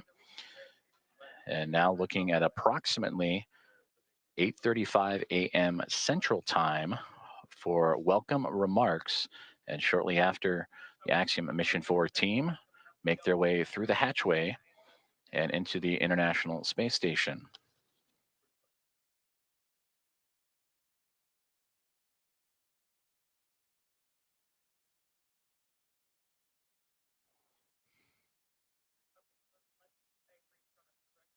The docking procedures between the soft capture ring, the hooks, and umbilicals have been completed. Station on the big loop. Node 2 overhead hatch is open. Houston copies.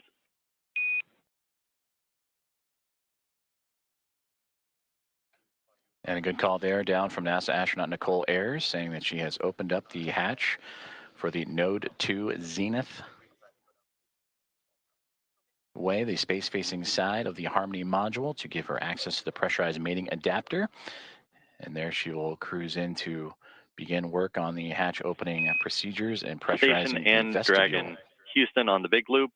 We are troubleshooting the big loop audio comm issues from earlier, and the action we're about to take will take down big loop comm between ISS and the Axiom crew for about 5 minutes. We may require additional comm checks after.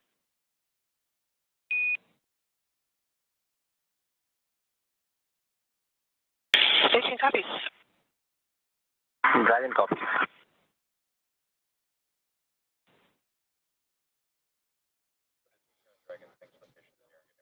Communications there on the big loop between the teams here in Houston and up to the International Space Station as they troubleshoot some communications, and the big loop that you have been hearing that have connected everyone here inside of Mission Control Houston and the International Space Station Flight Control Room, those aboard the space station and inside the SpaceX Dragon Grace spacecraft, and the teams in Hawthorne, California, those 4 parties, that's the big loop. They will troubleshoot those communications for about 5 minutes and then recheck. But you heard just prior to that NASA astronauts Anne McLean and Nicole Ayers have begun the hatch opening procedures, in which the large hatch at the Node 2 Zenith, that's the space-facing side of the Harmony module, has been opened, and that will allow for them to begin the hatch opening procedures and pressurize the vestibule, which is what, in addition to the comms checks, we will monitor, as Ayers will use a small valve on the station's hatch to slowly introduce air into the vestibule. That's the gap between the Dragon spacecraft and the International Space Station that has been exposed to vacuum. And from there, they will match the pressure, the atmosphere inside both station and Dragon.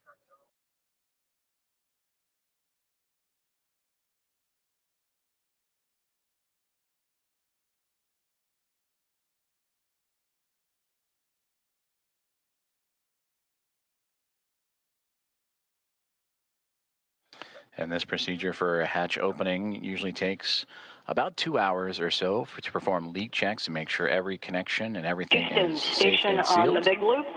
In step 2.4, the time is 10:56. The APAS equalization valve is back closed.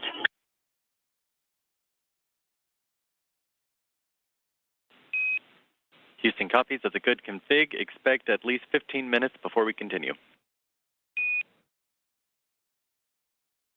Station copies. And that communication between the International Space Station and the International Space Station Flight Control Room, and you heard the word APAS hatch. That is the hatch, again, that they will be operating and looking to open up from the space station side.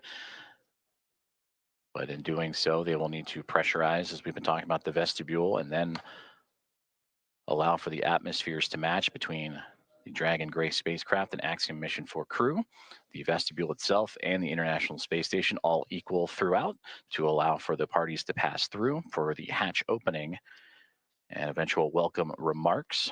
The contact for Axiom Mission 4 to the International Space Station about a half an hour ago at 5:31 a.m. Central, 6:31 a.m. Eastern. And as they continue to configure the hatch opening procedures for NASA astronaut Anne McClain and Nicole Ayers, between the two of them, we'll continue to work those procedures and we'll hear those communications throughout in anticipation of Axiom Mission 4 and Commander Peggy Whitson making her return to the International Space Station, her 5th flight, 2nd as a member of Axiom Space and the commander of Axiom Mission 4, and her previous 3 as a NASA astronaut servicing key missions to the International Space Station. And a big part of the coming up in November, 25 years of continuous operations and humans on board the orbiting laboratory. And there she will welcome also first-time flyers and pilot Shubhanshu Shukla of ISRO, Sławomir Uznański-Wiśniewski of ESA, and Tibor Kapu of Hunor for Shukla, Uznański, Wiśniewski, and Kapu representing India, Poland, and Hungary. This will be those nations' first time visiting the orbiting laboratory.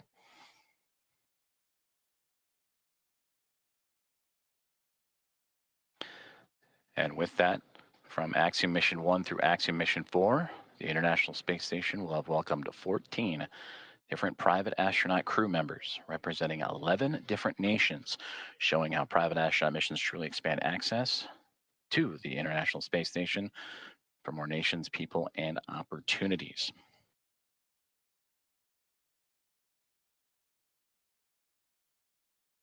And on your screen, you see the clock counting upwards at the bottom, the T+, that is 1 day, 4 hours, 28 minutes, and now SpaceX Dragon.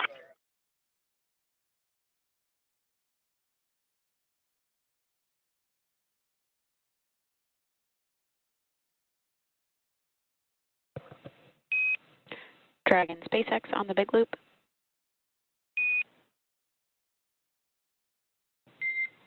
Dragon SpaceX comm check on Dragon ground.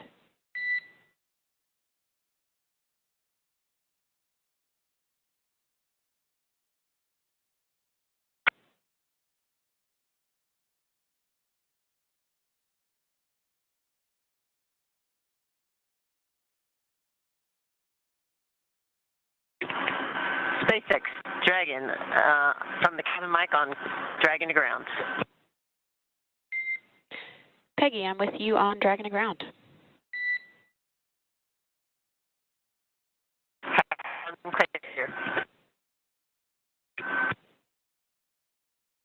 Did you call for me, or did I misunderstand?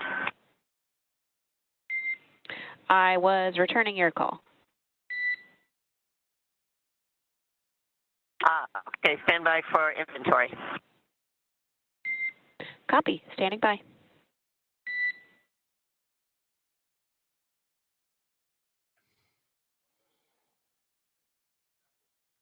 comm checks and communications there between the teams in Hawthorne, California and SpaceX and the SpaceX Dragon Grace spacecraft.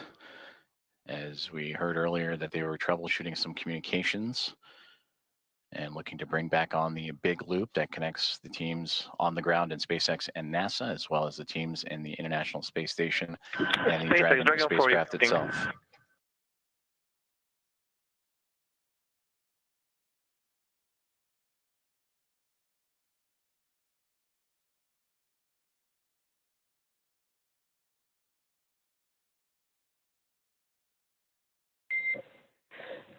SpaceX Dragon 4, inventory reporting on Dragon to ground.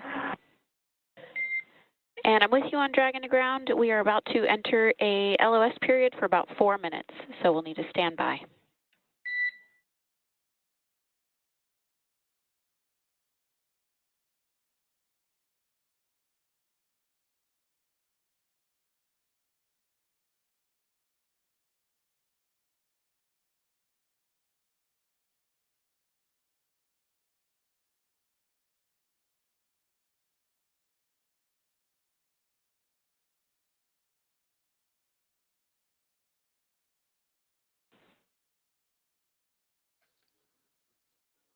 Communications between SpaceX and the crew aboard the SpaceX Dragon and Gray spacecraft, saying they are upcoming on a period of LOS, or loss of signal, that's anticipated as the International Space Station and the spacecraft orbiting around the Earth and transfer of satellite signals. Right now, they are making their way over the southern Indian Ocean and about to head into a period of orbital nighttime, as we will get back views as soon as we have them.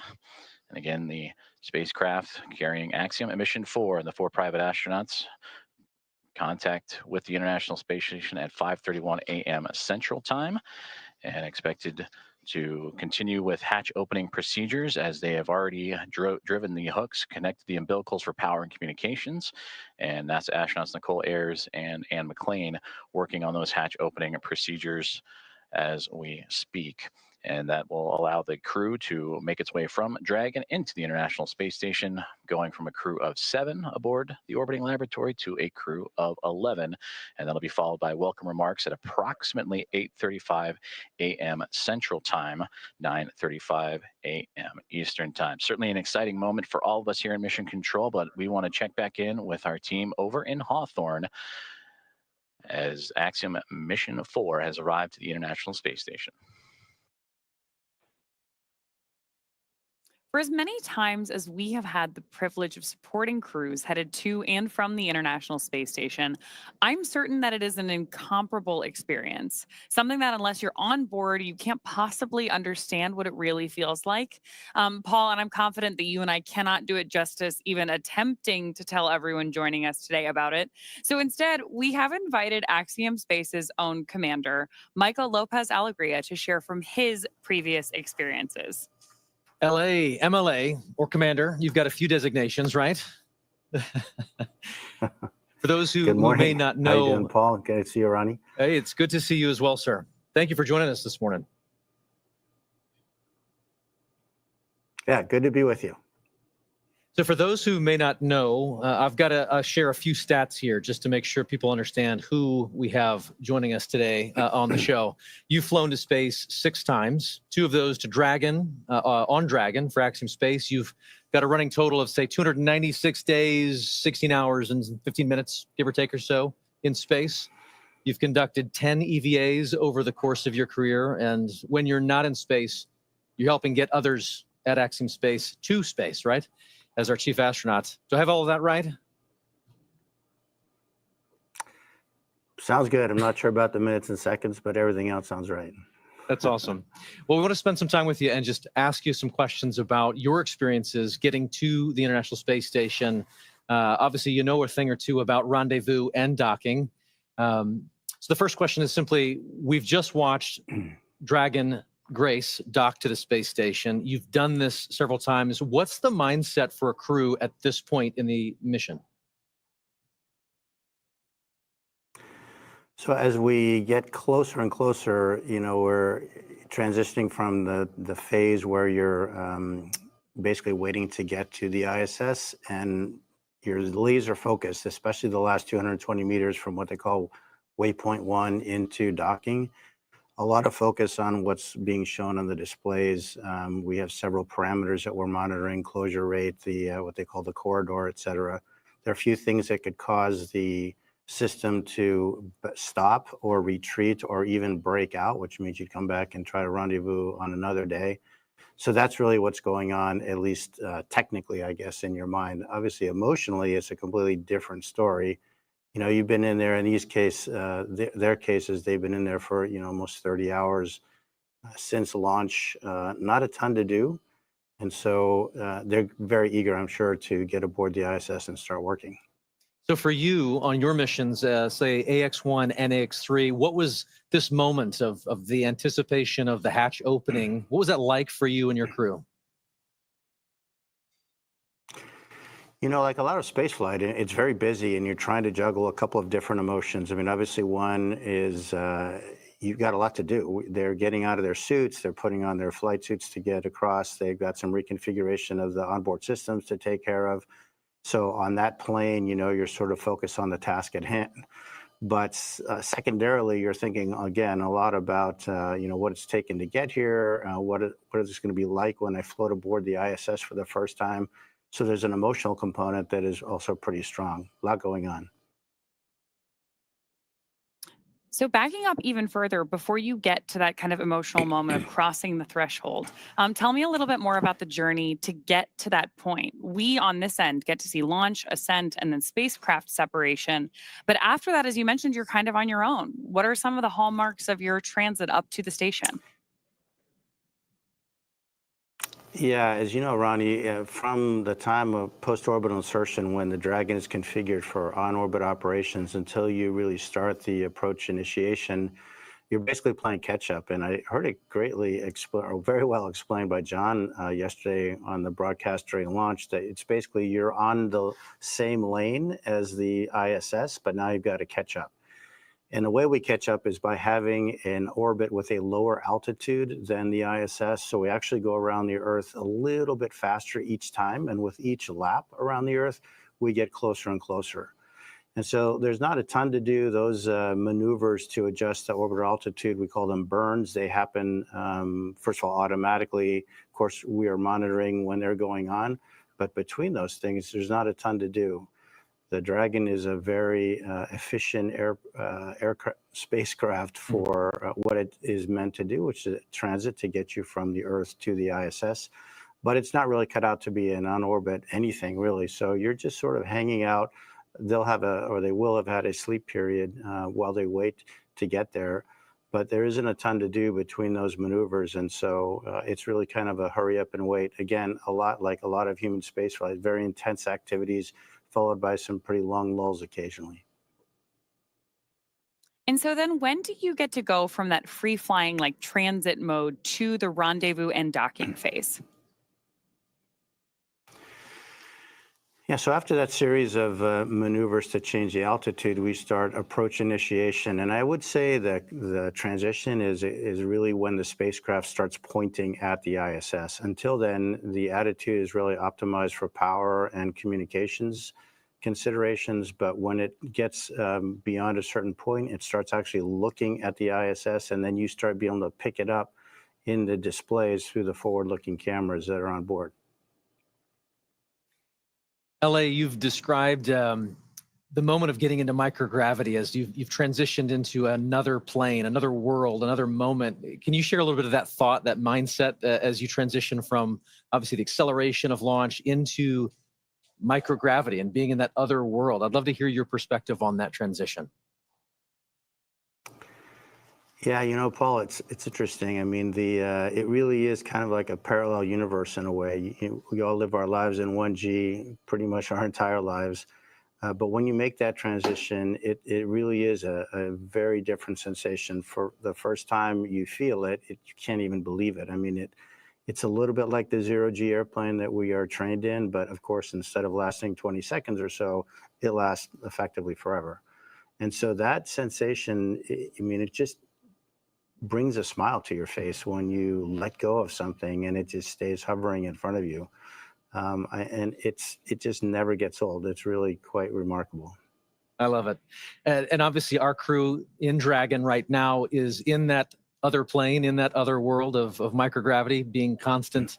So we're walking forward. We're progressing towards this moment where the hatch will open and they are going to enter the space station. You've mentioned this already a little bit, but I'd love to just kind of unpack that some more. What is it like to just kind of float through that hatch and realize you're no longer in Dragon, you're now in the station? Yeah, think about the experience that these guys have had. I mean, they've been training in the mock-ups that look just like the ISS, but you're obviously walking around in there, you're not floating. So now they've experienced microgravity, but in the fairly confined spaces of the spacecraft. Once the hatch is open, it's a special moment, and as a commander, you really never get to see it because generally they go in first. But you can just feel their wonder as they float across the hatch, and they are actually in that environment that on the one hand looks so familiar, but in a different way feels very different because now you're floating and not walking through it. It's a similar experience, and I remember on AX-1 when the three first-time flyers saw the Earth from the first time from the Dragon spacecraft after we got into orbit. And again, I didn't see their faces because they were glued to the windows, but I could just feel, hear, and sense how excited they are, and it's a magical feeling. And I'm looking forward to to trying to perceive what that must be like for these three as they float aboard the ISS. One of the things we're really looking forward to with this crew is the welcome ceremony that's going to be today at 8:35 a.m. Central. Tell us a little bit about the history or the tradition associated with welcoming a new crew on board. Yeah, that goes back obviously 25 years or so when we first started having handovers aboard the ISS. But recently what we've done is added a pinning ceremony to that, and that is where Peggy, as a commander, will provide astronaut pins to the three new flyers, Shuk, Slav, and Tibor. And those pins will have a number associated with them, which is the number of orbital astronaut they are. So they will be the 634th, 35th, and 36th humans to have orbited the Earth in the history of humanity. So when you think about it, it's a pretty small number considering humans have been around quite a while, but it's pretty nice. And of course, to be greeted by the onboard crew, all 7 of them, lots of hugs, lots of different languages being spoken, and a lot of smiles.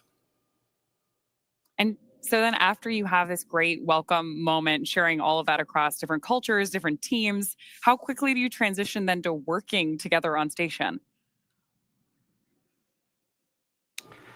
Pretty quickly.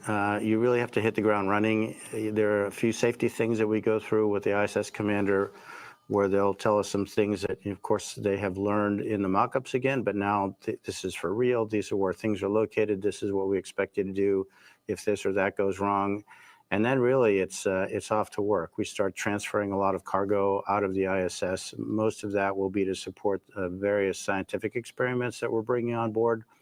And then our lives get ruled by what we call the Optimus Viewer, which is basically a moving map of your schedule from the time you wake up to the time you go to bed. And it's pretty hectic. You've got, in this case, 14 days to get a lot of stuff done. Every detail is pre-programmed by the teams on the ground working with NASA. And we really have an effort to try to maintain that pace. Obviously, it takes a bit of time to get accustomed to floating around. Even though they've been in zero-G for over a day, they haven't been in zero-G in such a big open space. And so moving around, you've heard the term or the phrase slow is smooth and smooth is fast. They definitely will be practicing that. So there's a little bit of time for adaptation. There's quite a bit of time with the safety briefings that I mentioned. But after that, it's looking at Optimus Viewer and really getting started. LA, you've just mentioned that schedule is full and you jump right on into it, trying to stay ahead of that red line in that Optimus map you mentioned. But I'm curious, just looking back at AX-3, your previous mission, what were some of the highlights for you personally on board the space station? We've learned a lot since AX-1 and the progression through AX-3. And I think one of the things we learned is that we really need to focus the commander's time on being available to the other crew members. So I would say one of the most gratifying things is giving them the time and space to sort of inhale, exhale, think about what they're doing, and take their time, because really the planners have done a great job fitting all of these activities into these 14 days, and there is enough time to do it. It doesn't do anybody good to get flustered and upset. You just go one step at a time, and then letting them have a little bit of time to look out that window, because that is a view that is spectacular and unforgettable. I think my advice to the crew would be, you have a huge responsibility. Your families, your colleagues, your space agencies, your nations are really counting on you. But at the same time, try to enjoy it. Try to really soak this in. This is generally a once in a lifetime opportunity. And again, it's that balance between, sort of the focused, hard nails, technical work, and trying to really absorb the emotional experience, which is obviously very unique. Unique indeed. You just mentioned there that there's lessons to be learned that you share out with each of the crew members. And I know that you got a chance to do that with this crew ahead of their launch, I believe, in quarantine.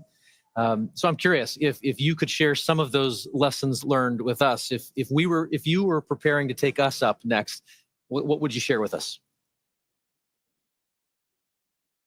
Well, the good news is that, Peggy has done this a time or two herself, and her crew will probably be as ready as anyone that you can imagine. So my time with this crew was pretty short and pretty informal because of A, her experience, and B, the training that, as I mentioned, has evolved since AX1 to the point that I think we have it pretty well suitcased in terms of what to train, what not to train, and how much of each.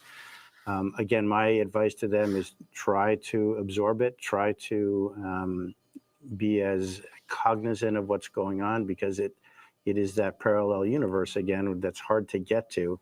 And the more of that you can sort of soak away in the recesses of your mind, the better, because I'm quite convinced that this crew in particular is extraordinarily well trained, and they'll have no issue getting through their timeline and all their activities that they have to do.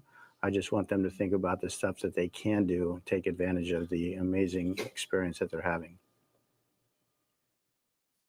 Commander, thank you so much. We truly could spend the next hour talking space with you. Thank you for sharing your time and your perspectives with us this morning. You bet. It's been a pleasure. All the best. Thank you. You too. With that, we're very excited to hand the ball back over to NASA Johnson Space Center, where we're going to get a further update on the progress on board station and our AX4 crew. Joseph? Thank you very much, Ronnie and Paul. We appreciate it, and great interview there with Michael Lopez Alegria.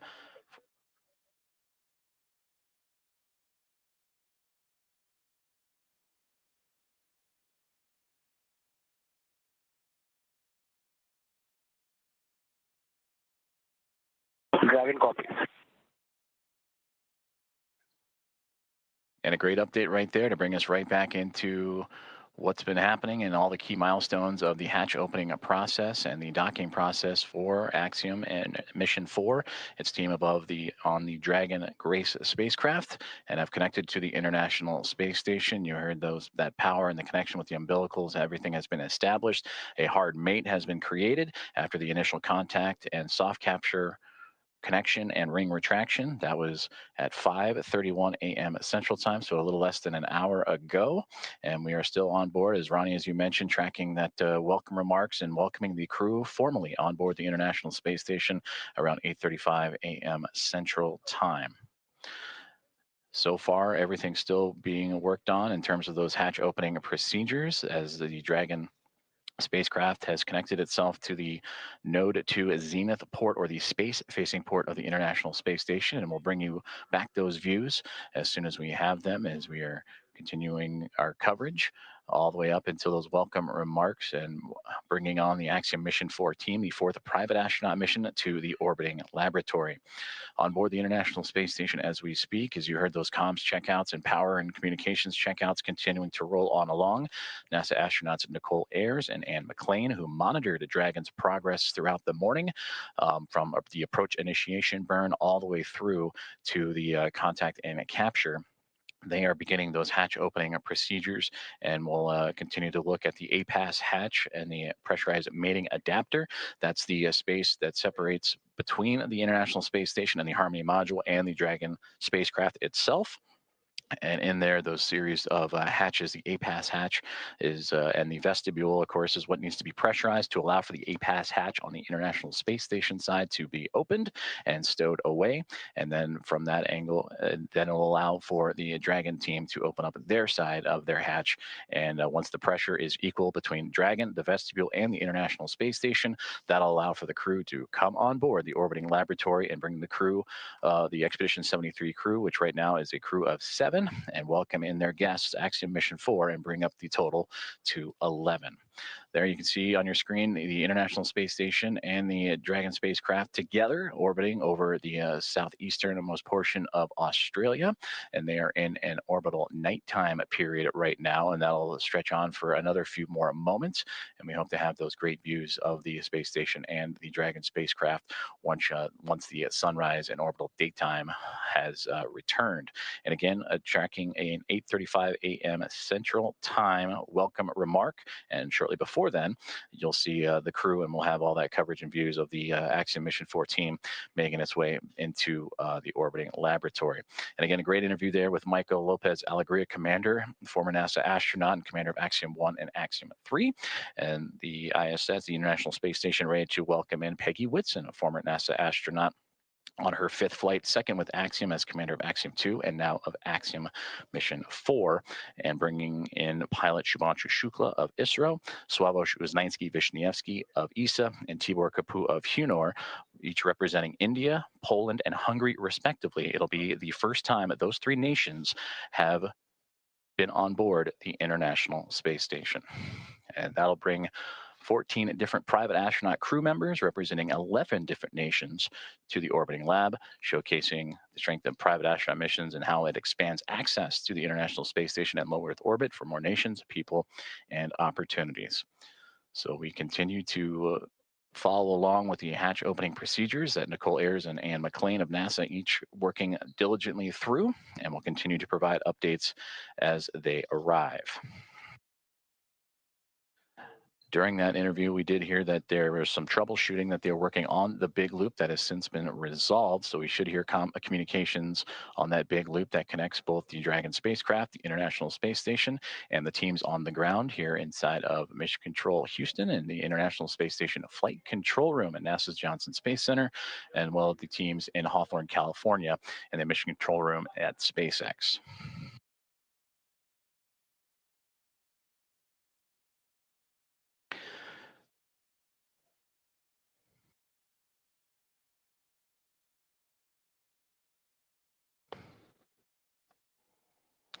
Currently on board the International Space Station.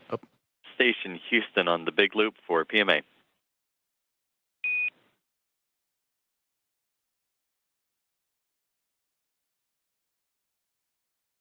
Houston Station, go ahead on the big loop. Hey, we're about to get you into your next activity, but in the meantime, would you mind setting up a video of the PMA so that we could watch the crew ingress? You can use the Node 2 Camera 1 or Camera 2. Okay, that's in work. Thank you.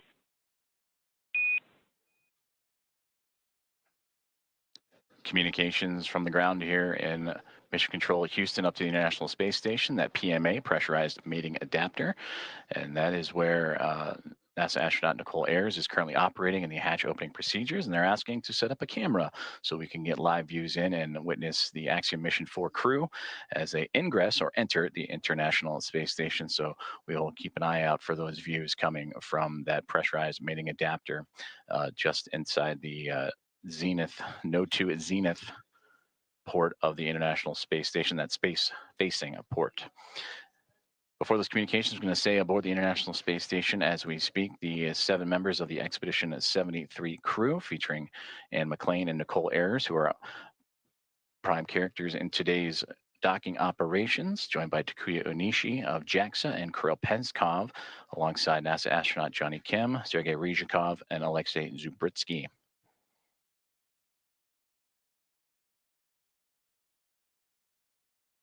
You heard during the interview with Michael Lopez Alegria some of those key milestones and celebratory moments that he celebrated in his time as the commander of Axiom at Mission 1 and Axiom Mission 3 earlier, bringing those first-time flyers in Shubhanshu Shukla, Sławomir Uznański-Wiśniewski, and Tibor Kapu into microgravity for the very first time. The International Space Station also featuring first-time flyers Nicole Ayer and Kirill Peskov, alongside with Johnny Kim and Alexei Zubritsky for Ayers and Peskov. They recently just celebrated their 100th day in orbit this past Station, Monday. you actually have both Node 2 cameras on. You guys are welcome aboard. Fantastic. Those are great views. Thank you.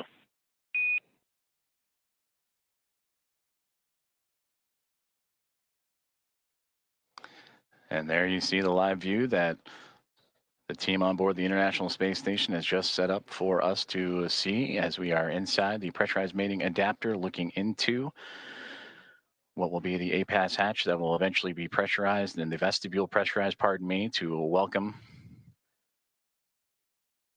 the Axiom Mission 4 crew aboard once everything is equal in pressure from SpaceX Dragon to the vestibule to the International Space Station, and the hatches on the Dragon and Space Station side are open. Everything will be on schedule to welcome in the 4-member crew. And the, again, welcome remarks tracking for approximately 8:35 a.m. Central Time, 9:35 a.m. Eastern. And you heard Michael Lopez Alegria talking about the pinning ceremony that will take place during those welcome remarks. I'm looking forward to seeing those as the team aboard the International Space Station continuing to work through their hatch opening procedures.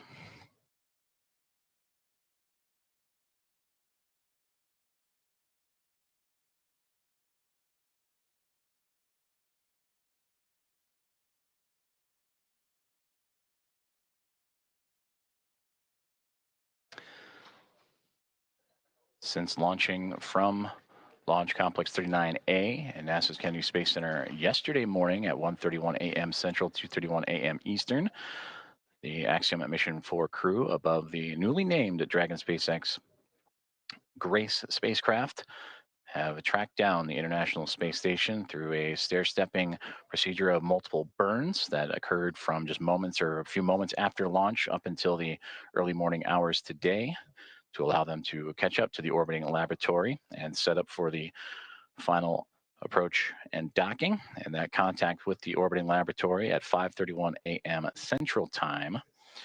And from that point on, it takes about 2 hours or so to allow for the hatch opening and hard mating procedures to be complete, umbilicals to be run, power and communications to be connected. And once everything is set, that's where you'll begin to see the hatch opening procedures and lead up to those welcoming remarks.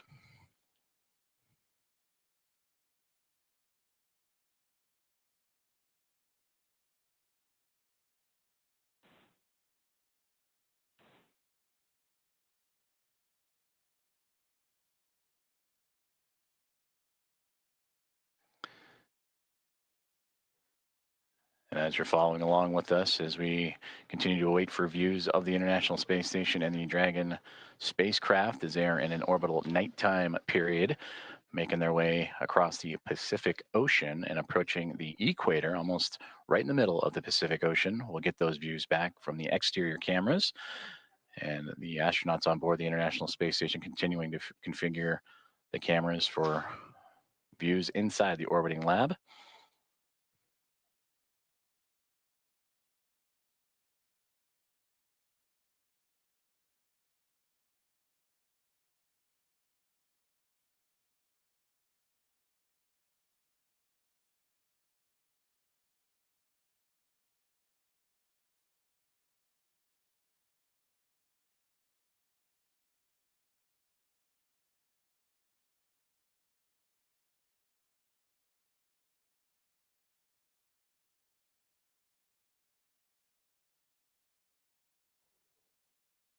If you are just joining us, you are watching live coverage of the docking of Axiom Mission 4 to the International Space Station, the 4th private astronaut mission to the orbiting lab and the first since January of 2024. Docking has occurred And that was exactly an hour ago, 5:31 a.m. Central, 6:31 a.m. Eastern.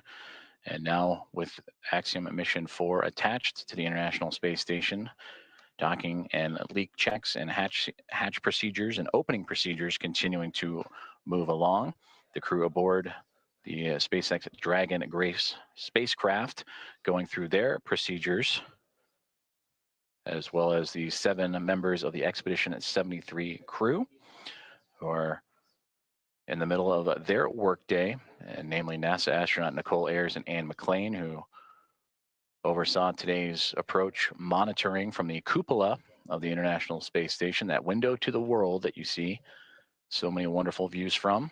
And Nicole Ayers currently working in the space-facing hatch of the Harmony module, where on the other side of the APAS hatch and vestibule is the Dragon SpaceX spacecraft. Ayers would use a small valve on that station's hatch to slowly introduce air into the vestibule. That's the space between the Dragon spacecraft and the International Space Station. That area has been exposed to vacuum of space, so that needs to be brought up to 1 atmosphere, or about 14 psi, what we know here on Earth as the pressure at sea level. And the flight controllers here in Houston will continue to monitor that pressure and temperature readings inside and verify that everything is leak-free before we go ahead and open up the hatches.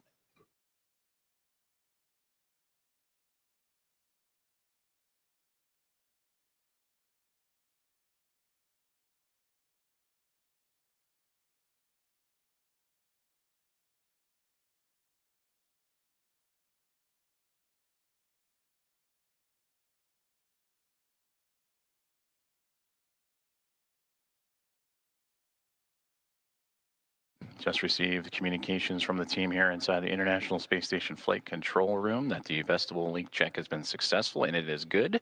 So they will continue to move forward with the hatch opening procedures.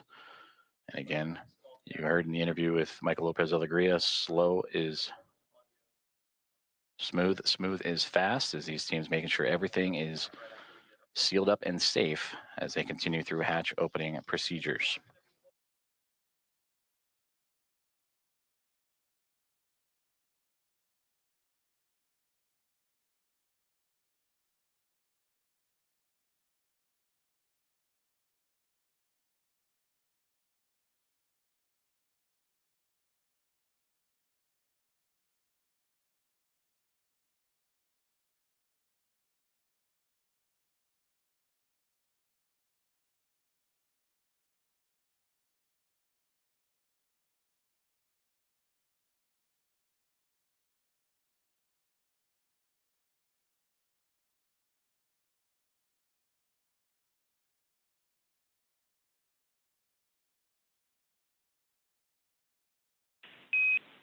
Station Houston on the big loop.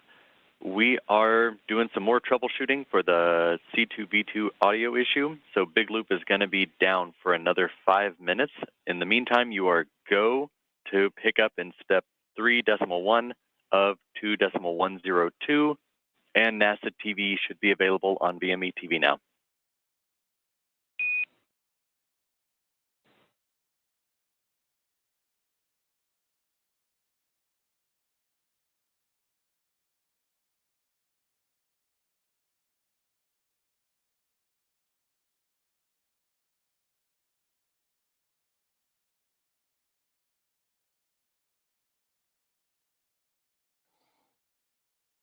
There you heard communications radioed up to the crew aboard the International Space Station on the big loop that they are continuing with the troubleshooting of that communications as we are looking live up towards that node to Zenith hatch in the Harmony module. And you see several members of the Expedition 73 crew in and out of the field of view. That is Nicole Ayers going into the pressurized mating adapter and continuing hatch opening procedures. And she is wearing those long sleeved navy polo. And the red polo that just flew by, that is Expedition 73 Commander Takuya Onishi. We've also seen glimpses of Anne McClain in the field of view, as well as certainly everybody aboard the International Space Station anxious and excited to welcome Axiom Mission 4 with Commander Peggy Whitson, pilot Shubhanshu Shukla, mission specialist Sławomir Uznański-Wiśniewski, and the mission specialist Tibor Kapu aboard the orbiting laboratory.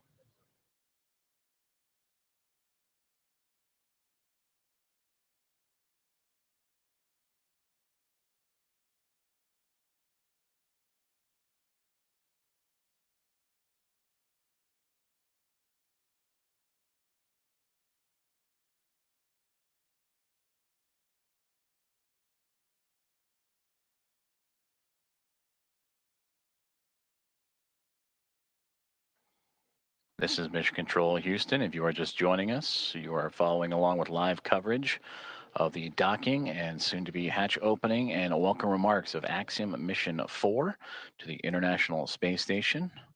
The mission began with the launch off of Launch Complex 39A and NASA's Kennedy Space Center yesterday morning at 1:31 a.m. Central, 2:31 a.m. Eastern.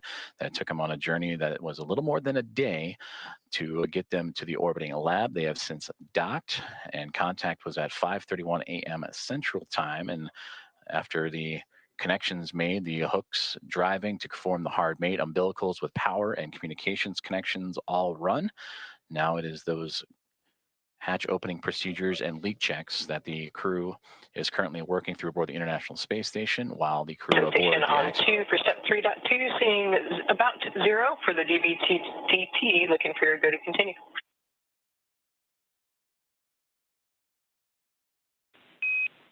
We see the same. You're good to proceed.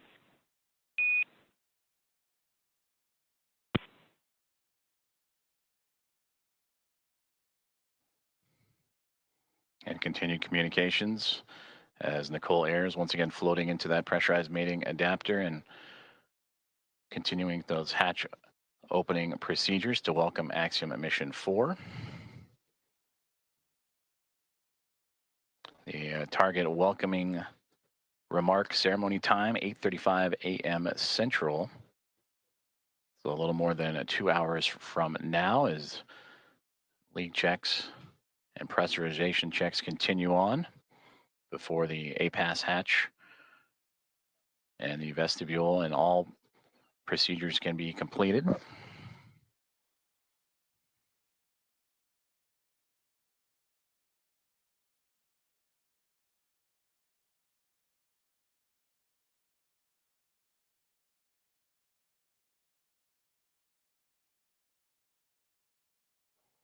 And a great view of some of those procedures as Nicole Ayers again. You can see her with that right hand turning the crank and working on that hatch to continue those procedures.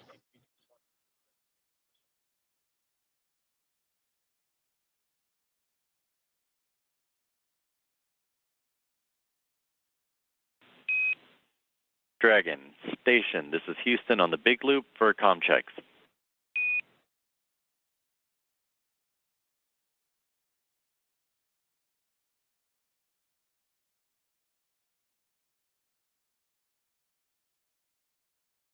Dragon has you loud and clear.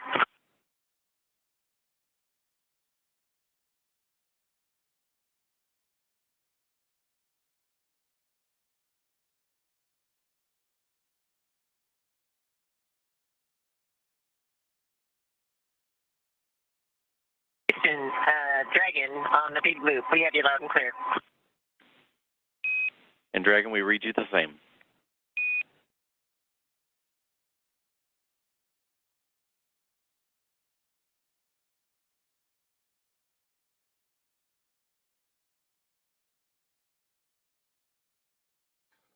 Great communications checks there as the teams on the ground continuing to work on those communications between the International Space Station and the ground, as well as the teams here in Mission Control Houston and Dragon, as we are watching live inside of the International Space Station up into the Node 2 Zenith hatchway as NASA astronaut Nicole Ayers continuing with her hatch opening procedures.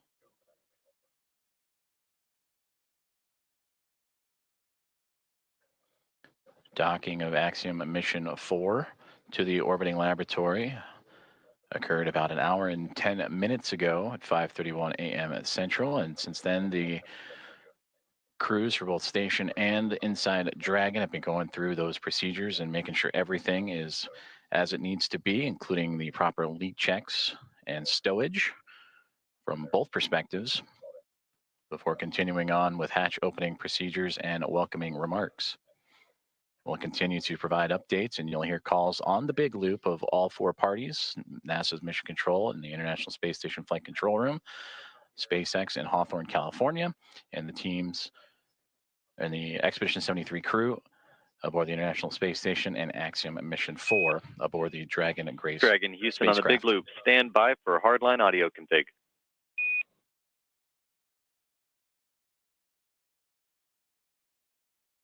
Dragon copies.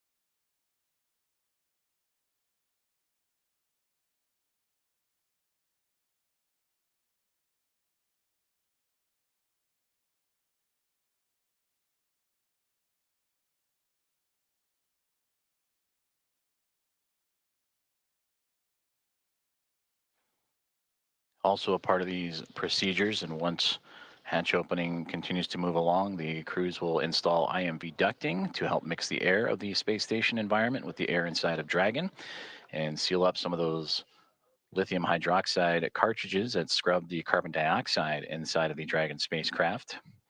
And that was on their ride to the International Space Station. We'll also check some vent valves as we go, and maybe need a little bit more time on board, but these last final checks are crucial to make sure everything is good to go, since it will remain docked to the International Space Station for nearly 2 weeks.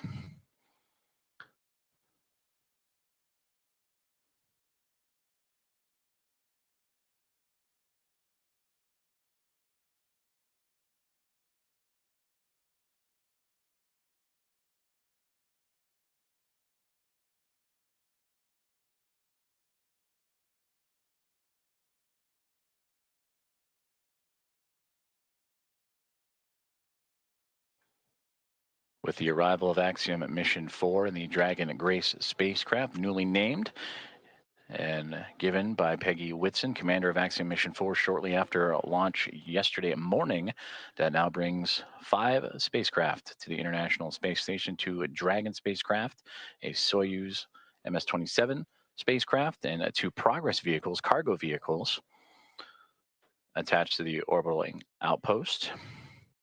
For Dragon, it is Endurance and Grace, connected to the forward and now Zenith ports of the Harmony module, with 2 Progress vehicles and that Soyuz MS-27 also connected. And once the Axiom Mission 4 crew makes its way aboard station, that'll bring, since 1998, 288 visitors to the orbital outpost.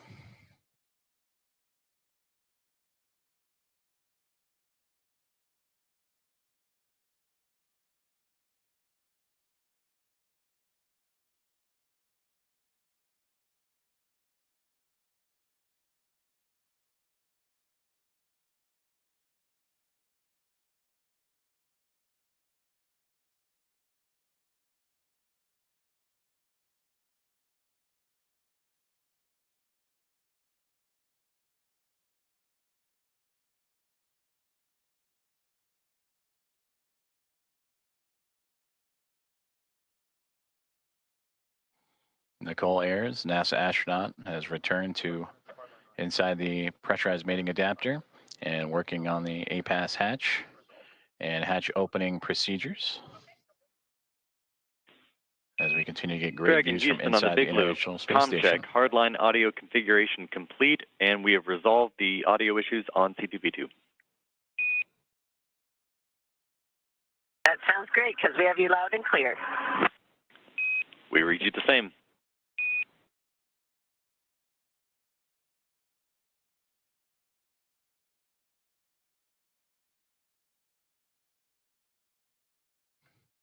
And that was a good communications checkout from the teams on the ground up to Dragon Grace. on the C2V2 line, common communications for visiting vehicles, and that communications line connecting all parties.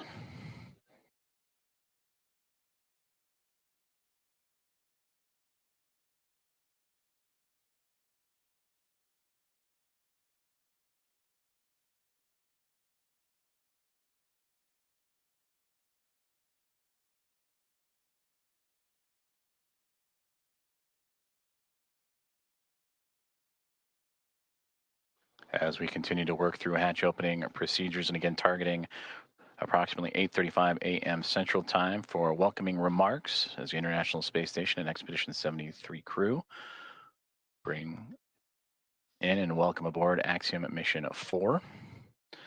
Both the orbiting laboratory and the newly docked SpaceX Dragon spacecraft over the northern Pacific Ocean, about to cross into the west coast of North America, right along the U.S.-Canadian border. And also around that time, we will start seeing an orbital daytime period as Dragon and the International Space Station have been orbiting in a nighttime phasing.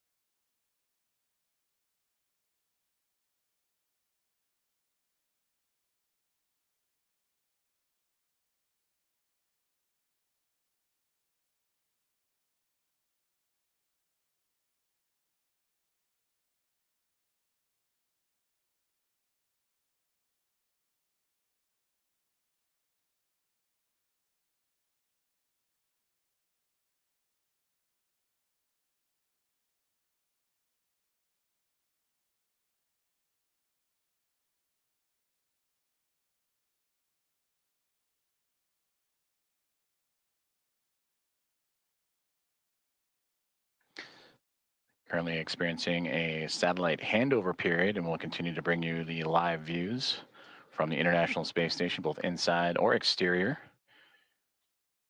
Once communications is established, which should be here in the next few moments. Till then, you can see on this map where exactly we're talking about, where the station and Dragon orbiting over the Pacific Ocean and about to cross over North America and over the northernmost territories of Canada.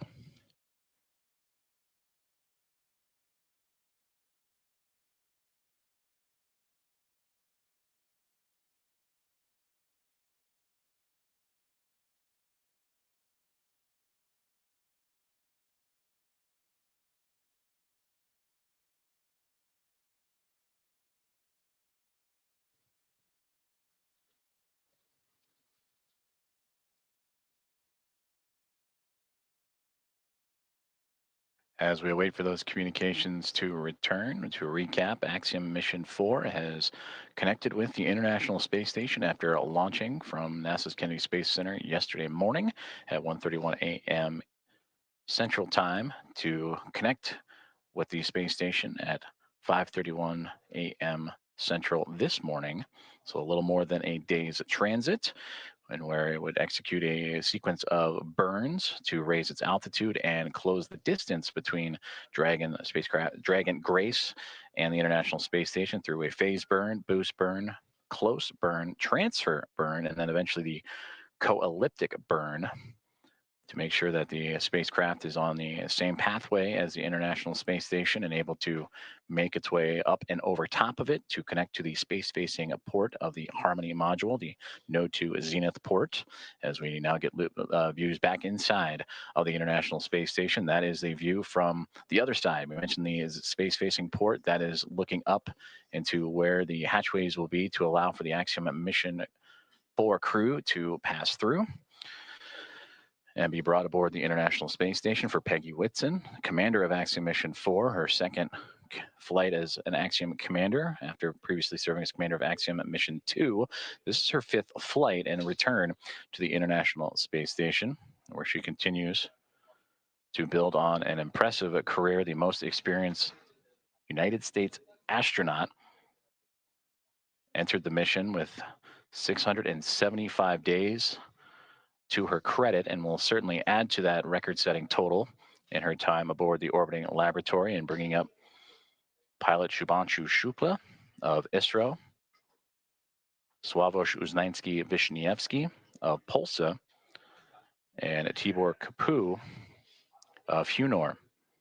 And for Shukla, Uznański-Wiśniewski, and Kapu, representing India, Poland, and Hungary, respectively, for those nations, it'll be their first time coming to the International Space Station. Nicole Ayers. And the last one into the hatch, I believe that was Anne McLean making her way in as they continue to work through hatch opening procedures.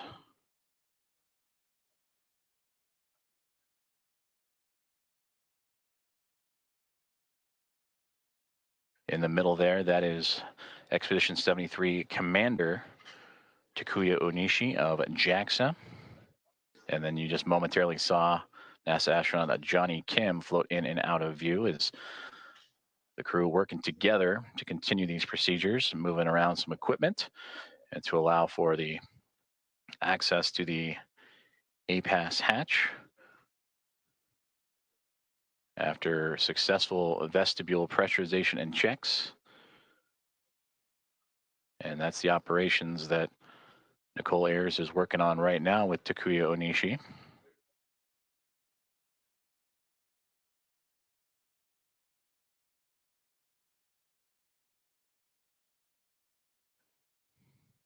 And Johnny Kim with camera in hand to document these procedures.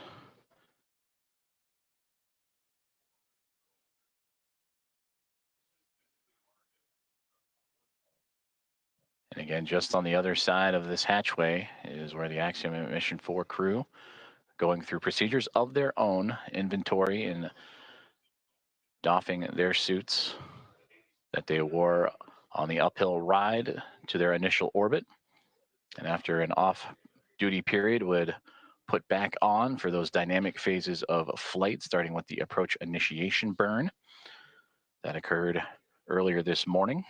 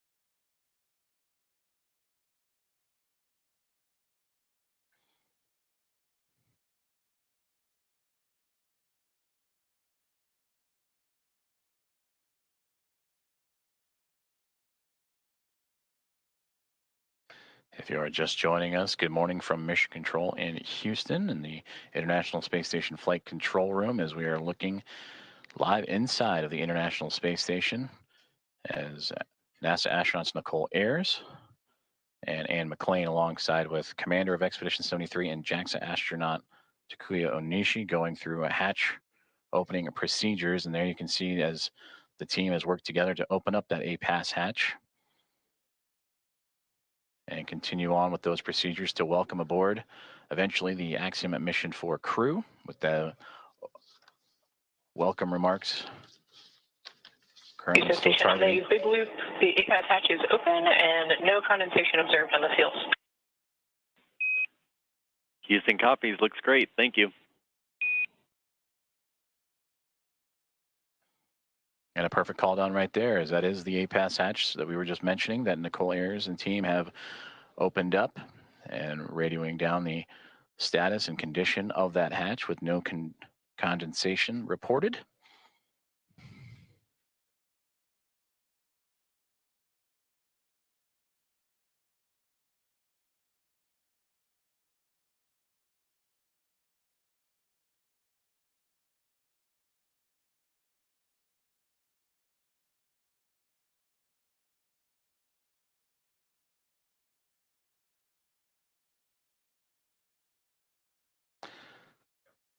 And as Nicole Ayers continues to work on that hatch, you'll also see that hatch be covered up to give an extra level of safety to allow for the Axiom Mission 4 team to pass smoothly without having to worry about any additional hazards as they pass through the vestibule and pressurized mating adapter and eventually into the Harmony module of the International Space Station.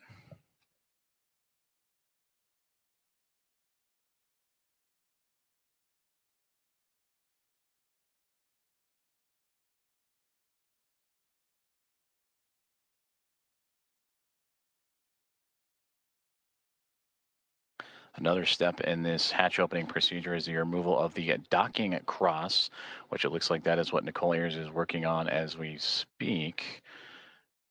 And you sometimes catch glimpses of it on the docking procedures that was exposed to the vacuum of space to help provide targeting for visiting vehicles. But that'll be another step in this hatch opening process, again, to help clear the way for that pass through between the Dragon SpaceX Grace spacecraft and the International Space Station.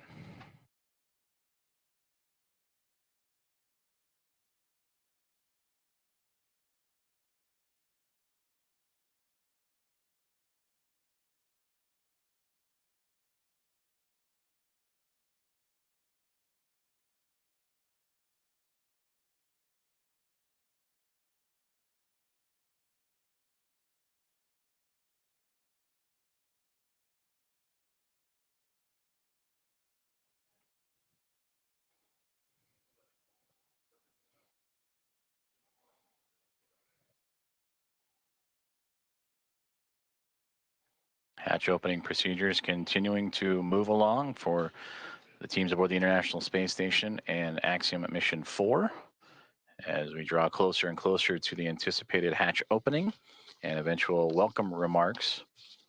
And we thank you for tuning in and joining us this morning as we are live from the International Space Station Flight Control Room in Houston, Texas, monitoring Nicole Ayers as she continues to work through those step-by-step procedures.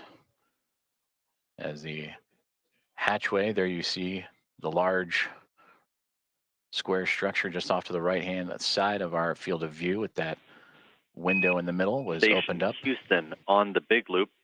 Just want to clarify, we want the standoff cross stowed in the standoff cross cover bag.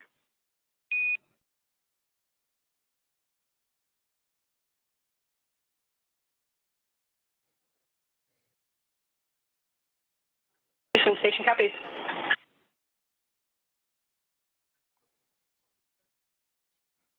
And that's the teams here on the ground assisting the astronauts on board the station with those hatch opening procedures. As again, that zenith hatchway we were just mentioning before the comms opened to the right that allowed Nicole Ayers and team to pass through. And that docking cross that was just removed will be inserted into its own bag. And there is NASA astronaut Ann McLean to join Ayers in the hatchway and continue on with those procedures as they now look to cover up the APAS hatch, which was just opened a few moments ago, to provide an extra layer of safety and protection for astronauts passing through.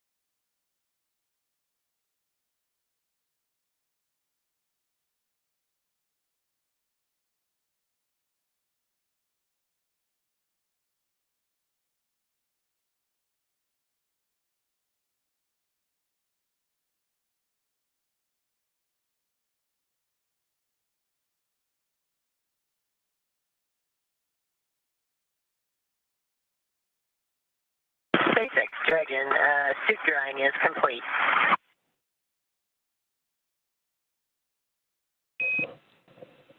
And Dragon, we copy on the big loop, suit drying complete.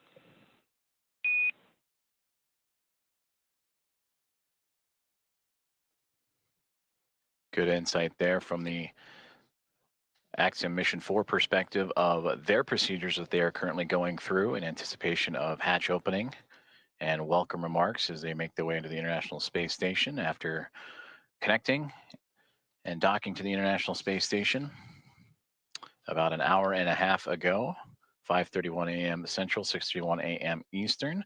They went through their procedures, inventory, and stowage, and doffing of their suits that they wore from launch yesterday morning from Cape Canaveral, Florida, and NASA's Kennedy Space Center, and then during the dynamic portions of operations, and are now settling into their flight suits that they will bring in and wear as they cruise into the International Space Station. And that's the view we see from the orbiting laboratory is NASA astronaut Anne McClain and Nicole Ayers working through their procedures for hatch opening. The APAS hatch is open after successful vestibule pressurization and checks. They are now covering up that APAS hatch. And SpaceX Dragon in step 5 of 2.102. We're waiting your go for hatch open. Dragon, SpaceX copies on the big loop. You are standing by for hatch opening. We are waiting for hardline connections to be complete. I'll call back with a go. Okay, thanks. Sorry to rush you.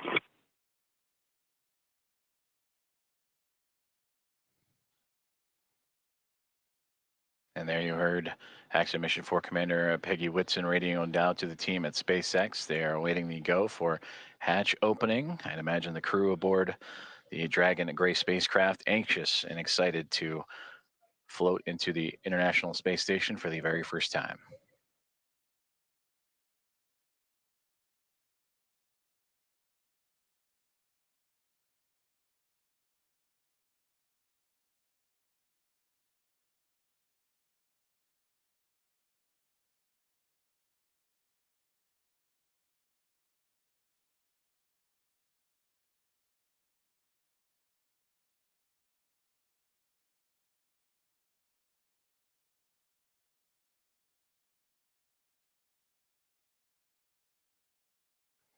And you just saw that orange ductwork or hose-like piece of equipment that Anne McClain and Nicole Ayers were just operating with. That's a part of helping mix the air between the International Space Station and the Dragon spacecraft.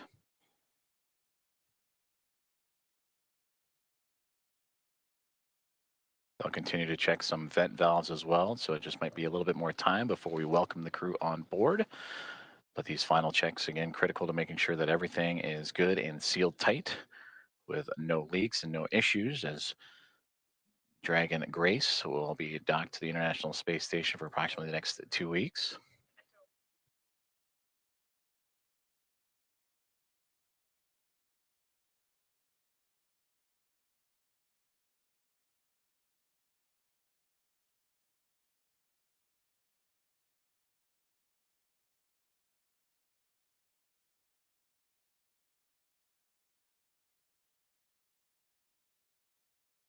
Houston, SpaceX station is ready for Dragon hatch equalization.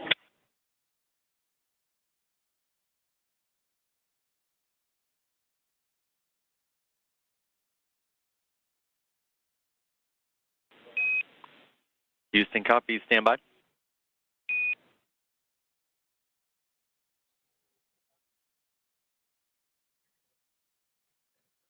Another step in those hatch opening procedures is Nicole Ayers just radioed down for the SpaceX Dragon hatch pressurization and equalization.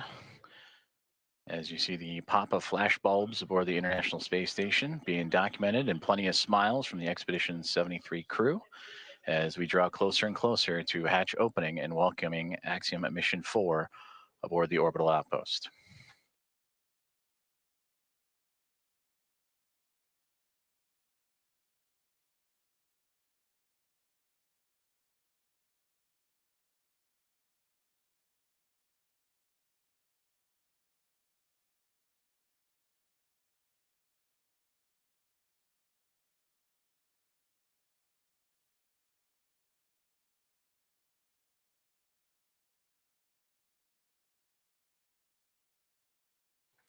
Meanwhile, here on the ground inside NASA's Mission Control, the International Space Station Flight Control Room, anticipation also building up as the room starting to fill with NASA leadership, as well as the Athena flight team continuing to work through the hatch opening procedures. Flight Director Allison Bollinger closely monitoring every step of the way as Nicole Ayers continuing to work through each checkpoint on her list. That's what you saw on the little tablet that she was referring to, making sure every step is covered as she is now floated back into the pressurized mating adapter across the APAS hatch. Station Houston on the big loop. We're still working some ground config actions before we're ready for equalization. In the meantime, can we get confirmation that the standoff cross went into the standoff cross bag? We were unable to tell from the video. It was in there when you guys called. Thanks. Copy, thanks.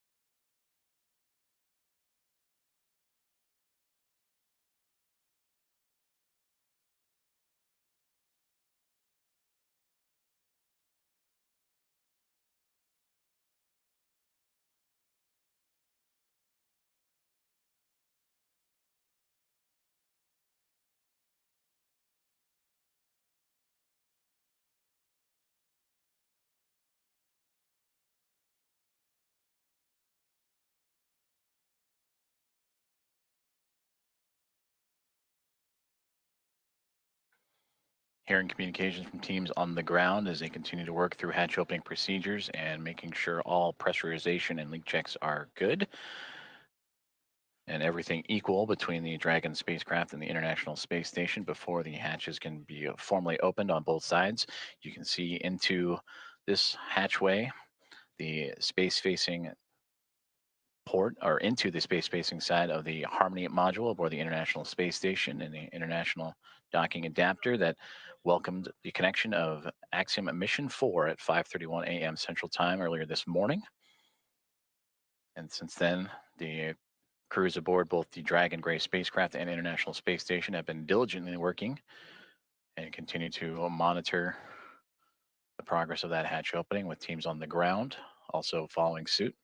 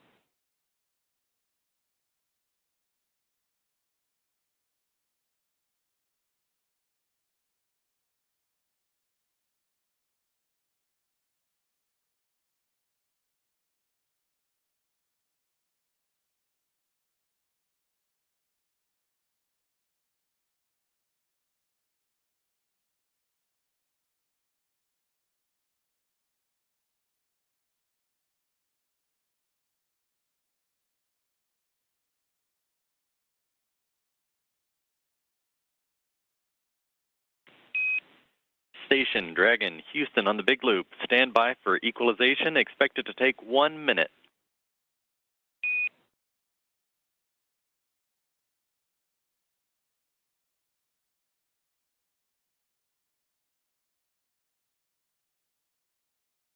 Station copies 1 minute.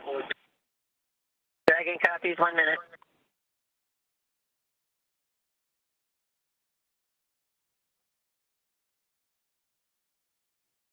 Great communications there from all teams here at NASA's Johnson Space Center and International Space Station Mission Control Room, teams in SpaceX in Hawthorne, California, and everyone aboard the Dragon SpaceX Grace and Axiom Mission 4 and the International Space Station as we continue to march towards the hatch opening to welcome Axiom Mission 4 aboard the orbiting laboratory.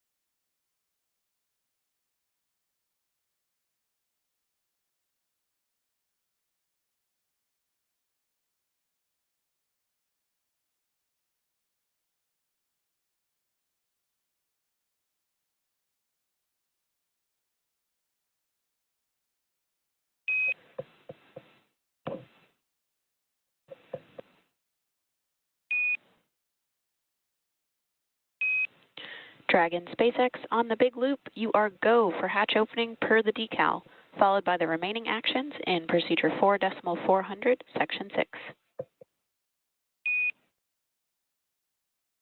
Dragon copies. Go for hatch open and remainder of steps in 4.400.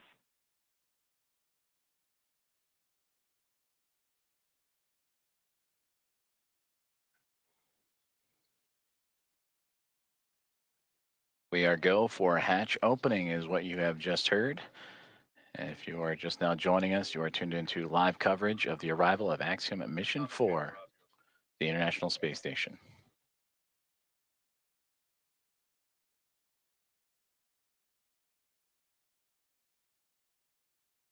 And SpaceX Dragon, hatch is coming open.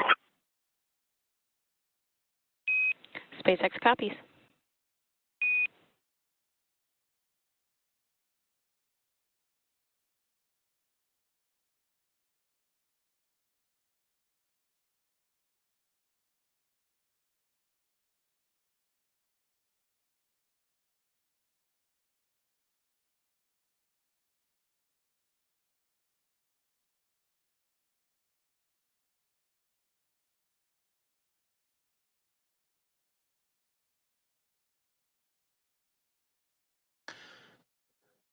Expedition 73 crew anxiously awaiting as we just received the go for hatch opening to welcome Axiom Mission 4 into the International Space Station. There you see Ann McLean in the foreground working on the tablet, alongside with Johnny Kim on the far right-hand side, NASA astronaut, and then Roscosmos cosmonaut Kirill Peskov next to him, with Alexei Zubritsky and Sergei Ryzhikov, also of Roscosmos in that mix. And right there in the middle, almost standing, if you will, from our perspective, is Expedition 73 Commander and JAXA astronaut Takuya Onishi.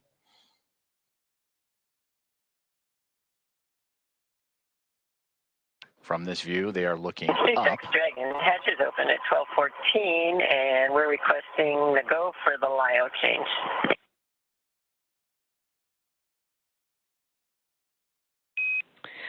Copy 1214 Zulu hatch opening time, and you are go for LIO swap.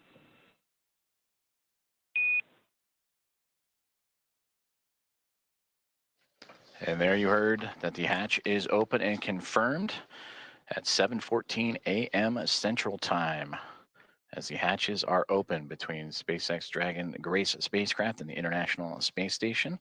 Again, 7:14 a.m. Central, 8:14 a.m. Eastern.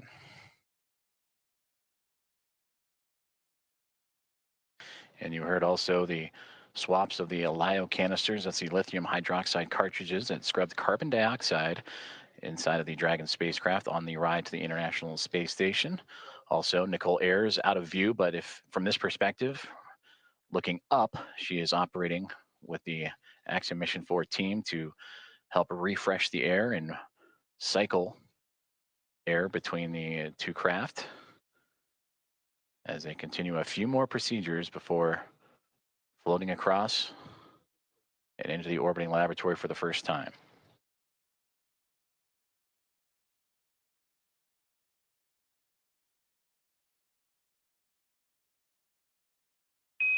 Dragon SpaceX on the big loop for LIO cartridge.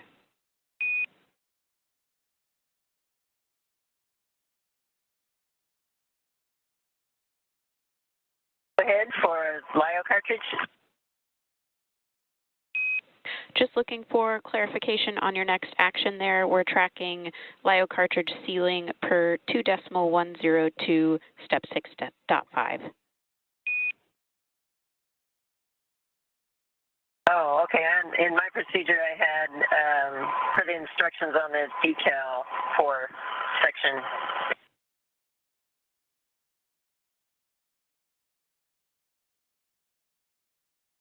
For section 4 of the instructions on the decal. And copy that, Peggy. We'll defer to the instructions in 2.102. Okay, that's where we are.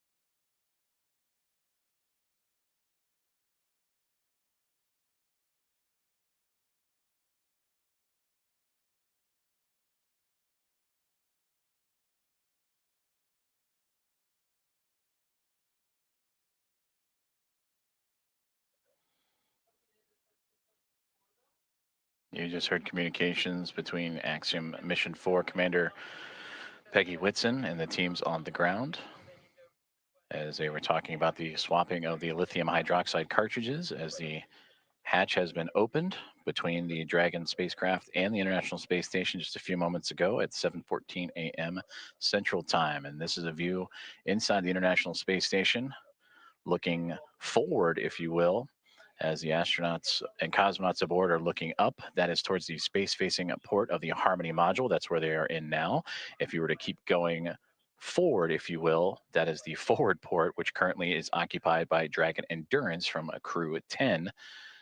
And a great microgravity demonstration of the camera that Alexei Zubritsky is using to help document and be a part of the welcoming committee for Axiom Mission 4 here in the next few moments.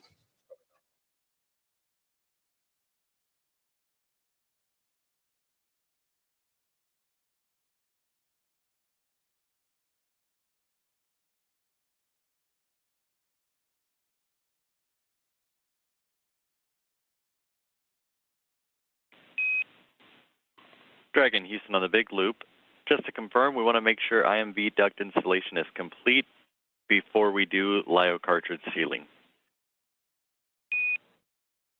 Yes, the IMV duct installation is complete. My bad, I didn't get it reported. Houston copies.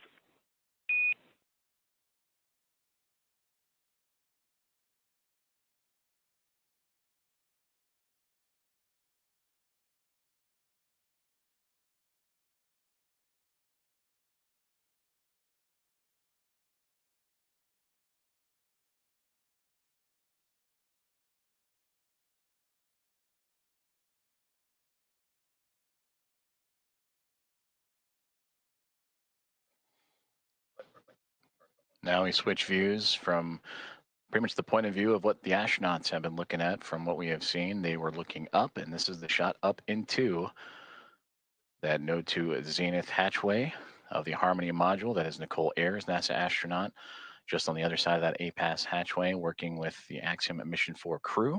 You heard them talking about IMV ducting and LiO cartridges. That IMV ducting helps mix the air of the International Space Station environment with the air inside of Dragon.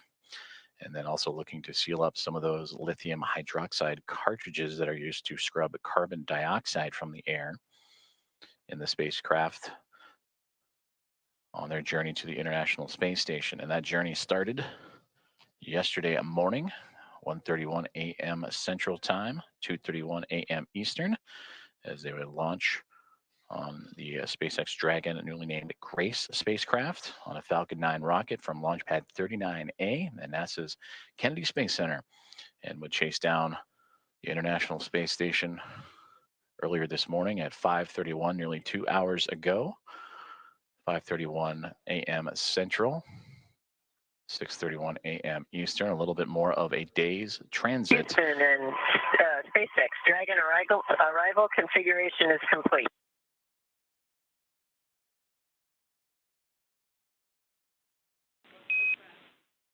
Houston copies. SpaceX copies.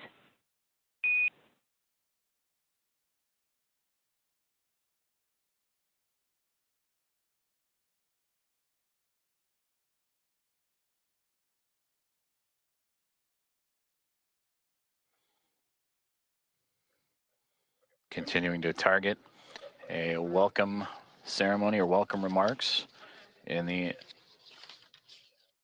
near future at 8:35 a.m. Central Time. So a little bit more than an hour from now is Axiom Mission 4 and the International Space Station continuing to work through hatch opening procedures, but getting close, you can start to see a little bit of a window of opportunity that was just on the other side of astronaut Anne McLean and Nicole Ayers there, as they are working on IMV ducting, mixing the air of the station and Dragon, and lithium hydroxide cartridges, stowage and swapping out.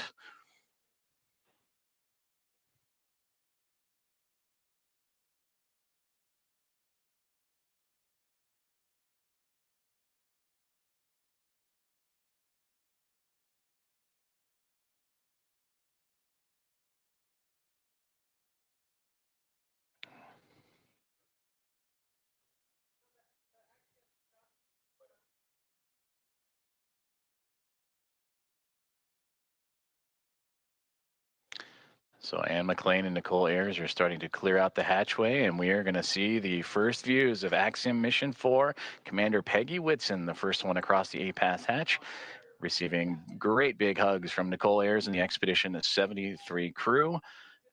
Axiom Mission 4, welcome aboard the International Space Station.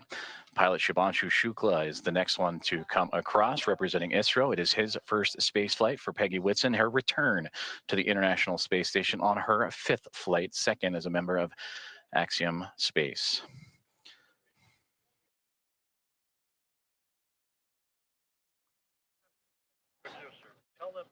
Sławomir Wisniewski of ESA, representing the nation of Poland. And their first visit to the International Space Station is next to cross the hatchway. And warm hugs all around.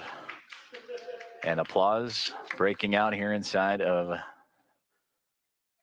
Mission Control Houston and International Space Station Flight Control Room. And Tibor Kapu, the fourth and final member of Axiom Mission 4, representing Hunor in the nation of Hungary, their first visit to the International Space Station as well.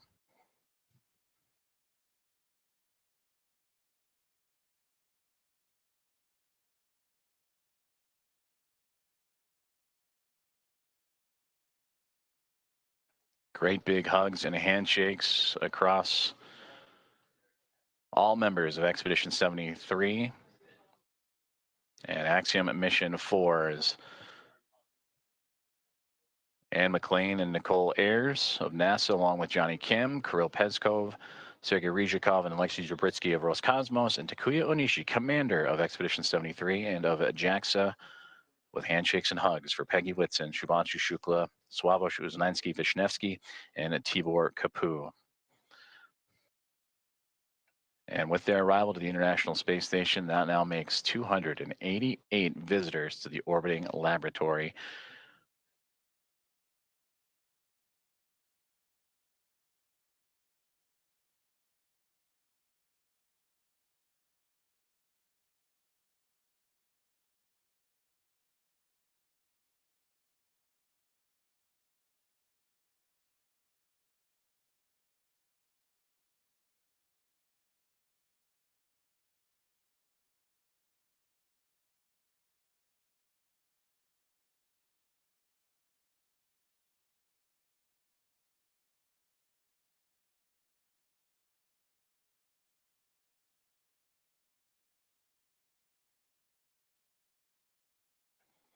Axiom Mission 4 is now aboard the International Space Station. Commander Peggy Whitson in her return to the orbiting laboratory, her 5th flight. 3 is a member of NASA, and her 2nd as commander of Axiom and Axiom Space private astronaut mission, commander of Axiom 2 and here of Axiom 4. Regaling the crew with smiles and stories. To her left, or our left from her viewpoint, to her right, Sławomir Wisniewski of ESA, Shubhanshu Shukla to her left of ISRO, and Tibor Kapu on that far right-hand side of our viewpoint.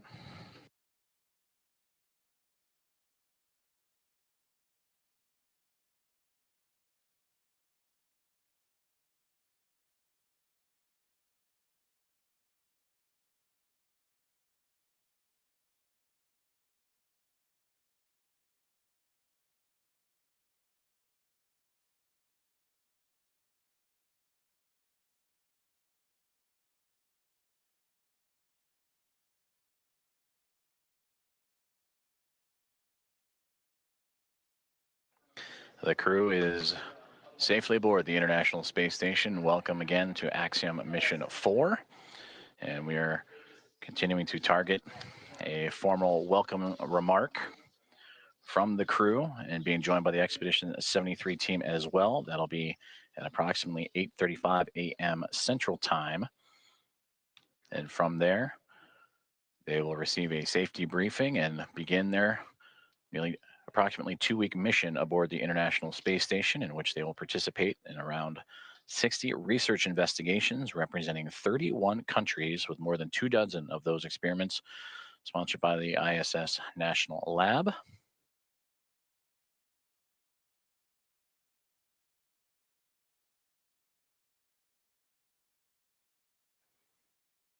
And there they all are, waving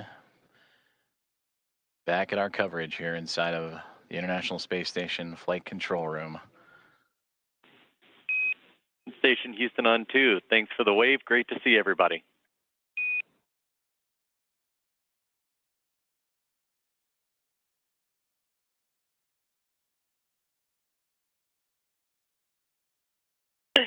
Houston Station, we're happy to be here. It's so great to be here finally. It was a long quarantine.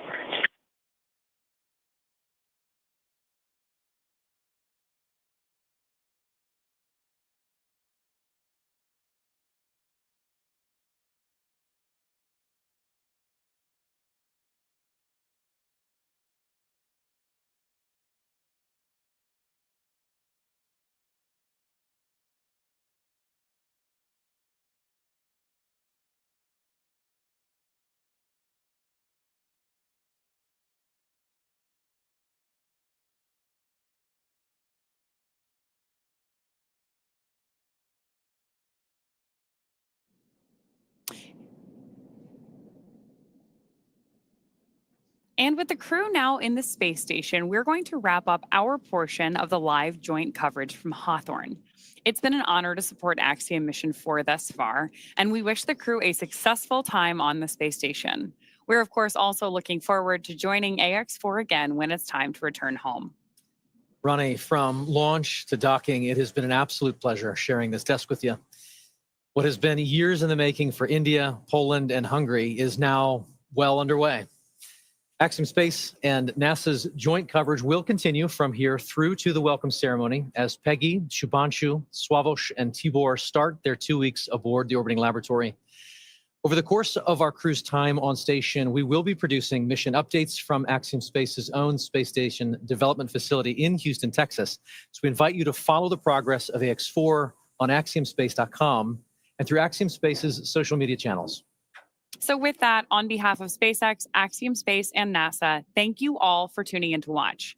While our stream on X is coming to a close, coverage of the welcome ceremony now continues on NASA Plus, axiom.space/live, and Axiom Space's social channels. With that, we'll turn it back over to you, Joseph. Have a great morning, everyone, and go AX4. Go AX4. Thank you very much, Paul and Ronnie, and thank you for joining us on this morning's broadcast as we continue on with our live coverage of the arrival of Axiom Mission 4 to the International Space Station, the fourth private astronaut mission to arrive to the orbital outpost and the first since January of 2024. We just saw the crew of 4, including Commander Peggy Whitson, Shubhanshu Shukla, pilot of ISRO, Swavesh Uznanski-Vishnevsky, and Tibor Kapu of ESA and HUNORT, respectively, crossed the hatchway and into the orbital outpost for the very first time. We're continuing to follow along as we'll wait for the formal welcoming remarks that are currently scheduled for roughly 8:35 a.m. Central Time, so a little bit more than an hour to go as the crew continues to settle in. After you heard the remarks from Peggy Whitson mentioning the long quarantine, the ride up, which took a little bit more than a day's time to do so. As the teams here in the International Space Station Flight Control Room and special guests in the viewing room at the back of your screen on hand to witness this special moment and also to be a part of a handover period as the Orbit 1 team wrapping up their day's work, which certainly was busy. That saw the multiple burns as the Dragon spacecraft named Grace would continue its transit to catch up to the International Space Station.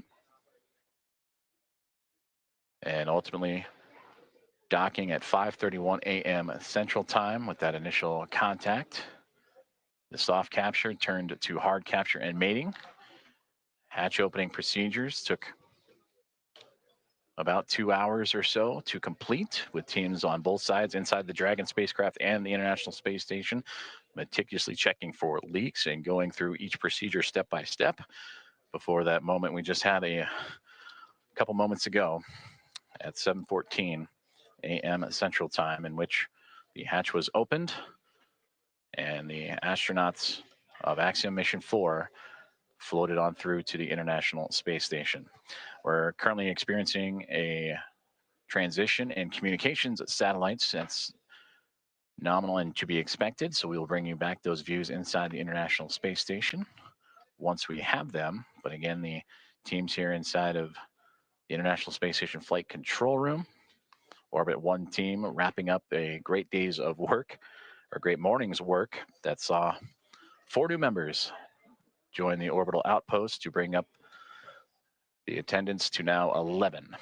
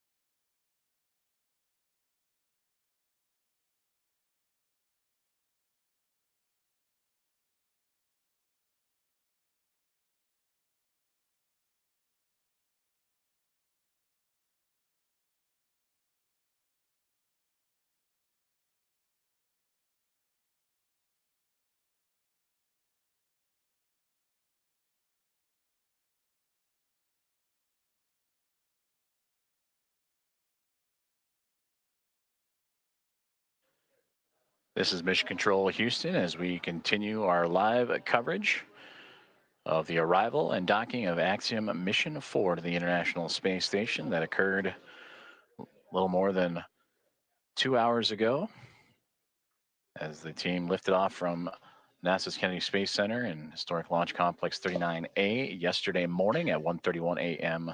Central Time to begin its little more than a day transit to the orbiting laboratory.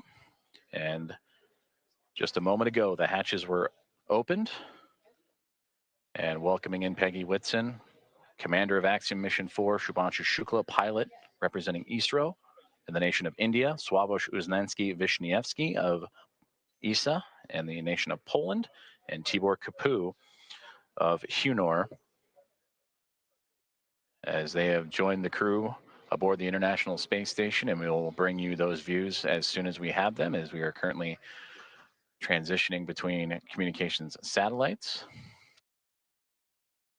We are targeting a formal welcome remark and ceremony coming up at 8:35 a.m. Central Time, in which the team on board the International Space Station will go through the proper voice and audio checks and visuals to perform that ceremony.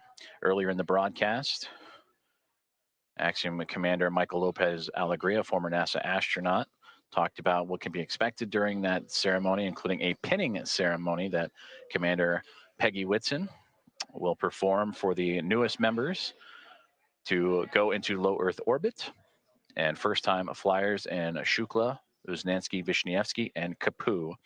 And for those 3 representing India, Poland, and Hungary, they also represent the first visitors from those nations to the orbiting laboratory.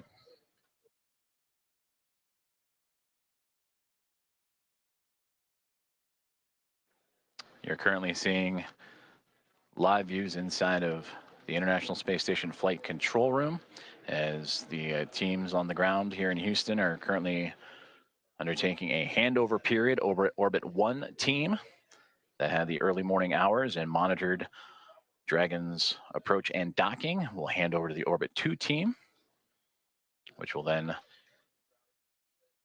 take over for their shift of the day.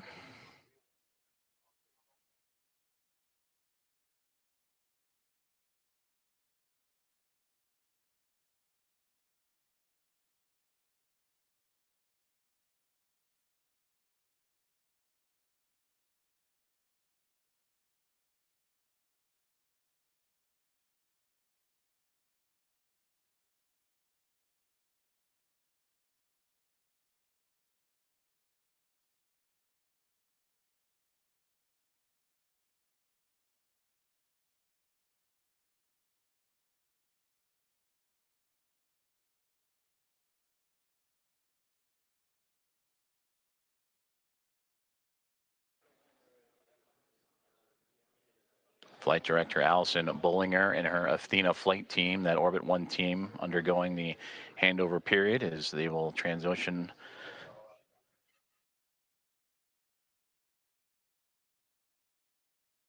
to the Orbit 2 squad, as we'll continue to follow along with live commentary and updates leading into the welcome ceremony and opening remarks on the arrival of Axiom at Mission 4.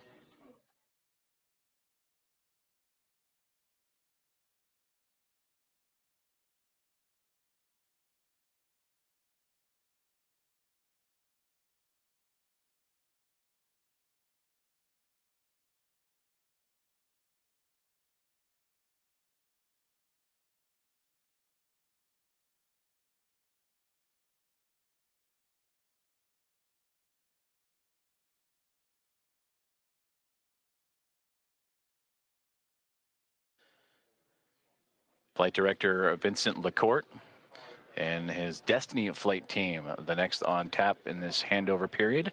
And there you see him in the foreground, setting up next to Allison Bollinger, Flight Director that just completed her shift, welcoming Axiom at Mission 4 and her Athena flight team as they continue their handover period.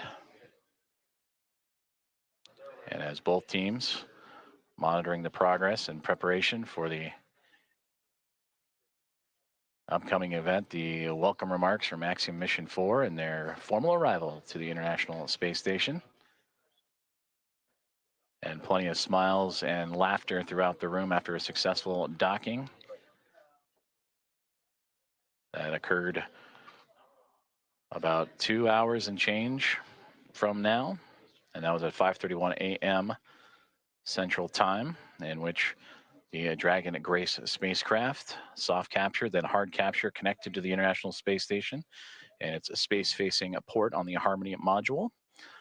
Hooks connected to form the hard mate, and then over the next 2 hours would begin the procedures to pressurize the vestibule, the gap between the Dragon spacecraft and the International Space Station that was at vacuum. They wanted to bring the atmospheric pressure equal to that of what's inside Dragon and the space station, which is relative to here on Earth, which is equal to about 14 psi, which is sea level.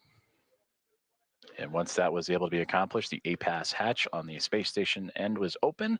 Shortly there followed by the pressurization and opening of the Dragon hatch. And that would occur at 7:14 a.m. Central Time. And now the crew is aboard the International Space Station, settling in after a little more than a day's transit to the orbiting laboratory. And we look forward to hearing from them here shortly for welcome remarks. And again, tracking around 8:35 a.m. Central.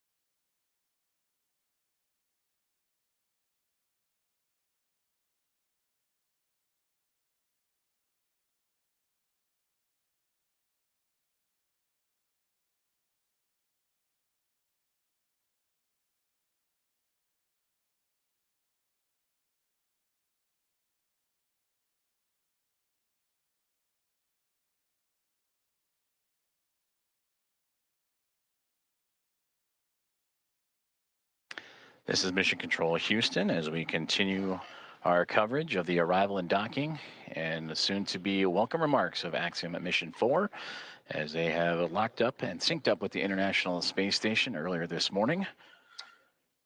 And the crew of 4 have since floated aboard the International Space Station, bringing up its population from the Expedition 73 crew of 7 to now a total of 11.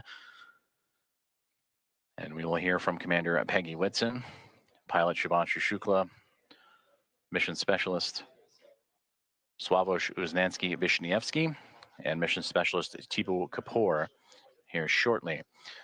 We are continuing a handover period. The Orbit 1 team, the Athena flight led by Flight Director Allison Bollinger, handing over to Vincent LaCourte, and the Destiny flight team. That'll be completed here in just a few moments. Meanwhile, the crew aboard the International Space Station continuing to get settled in and prepare for those welcoming remarks that would be a little less than an hour from now, about 50 minutes or so.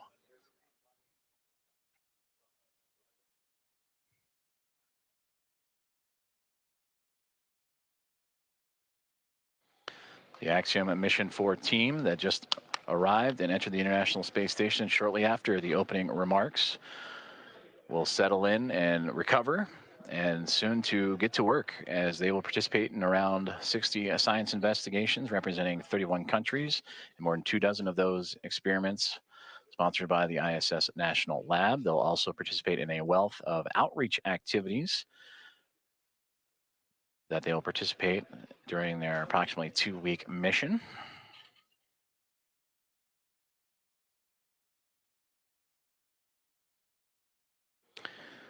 Starting with Axiom Mission 1 and now through Axiom Mission 4, the International Space Station has now welcomed 14 private astronaut crew members representing 11 different nations aboard the International Space Station, showcasing how private astronaut missions expand access to low Earth orbit, commercial space, and the space station, and bring that access for more nations, people, and opportunities.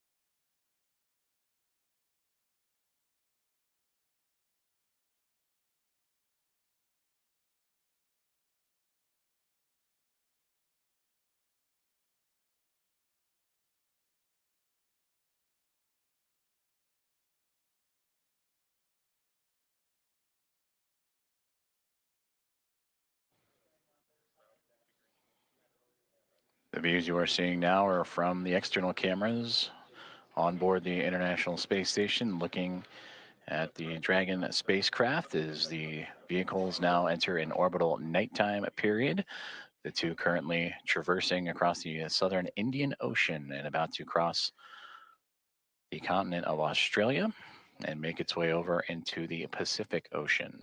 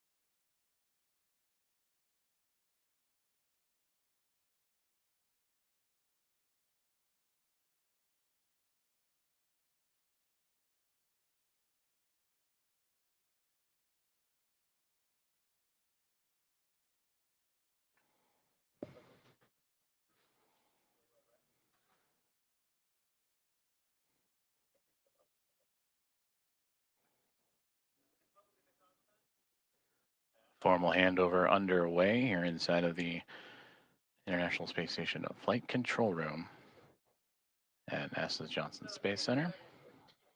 As the teams on the ground, Orbit 1 team, Allison Bollinger, Flight Director, in her Athena flight, handing over to Vincent LaCourte and the Destiny flight team, who will take over and continue to monitor the progress of the arrival of Axiom Mission 4, who are aboard the International Space Station, hatch opening between the SpaceX Dragon spacecraft named Grace, in which that hatch would open up at 7:14 a.m. Central Time, and the crew of 4, Peggy Whitson, Shubhanshu Shukla, Sławosz Uznański-Wiśniewski, and Tibor Kapu, welcomed with smiles, photos, handshakes, and hugs from the 7-member Expedition 73 crew that feature NASA astronaut Anne McClain and Nicole Ayers, along with Johnny Kim, JAXA astronaut Takuya Onishi, Kirill Peskov, Sergei Ryzhikov, and Alexei Zubritsky of Roscosmos.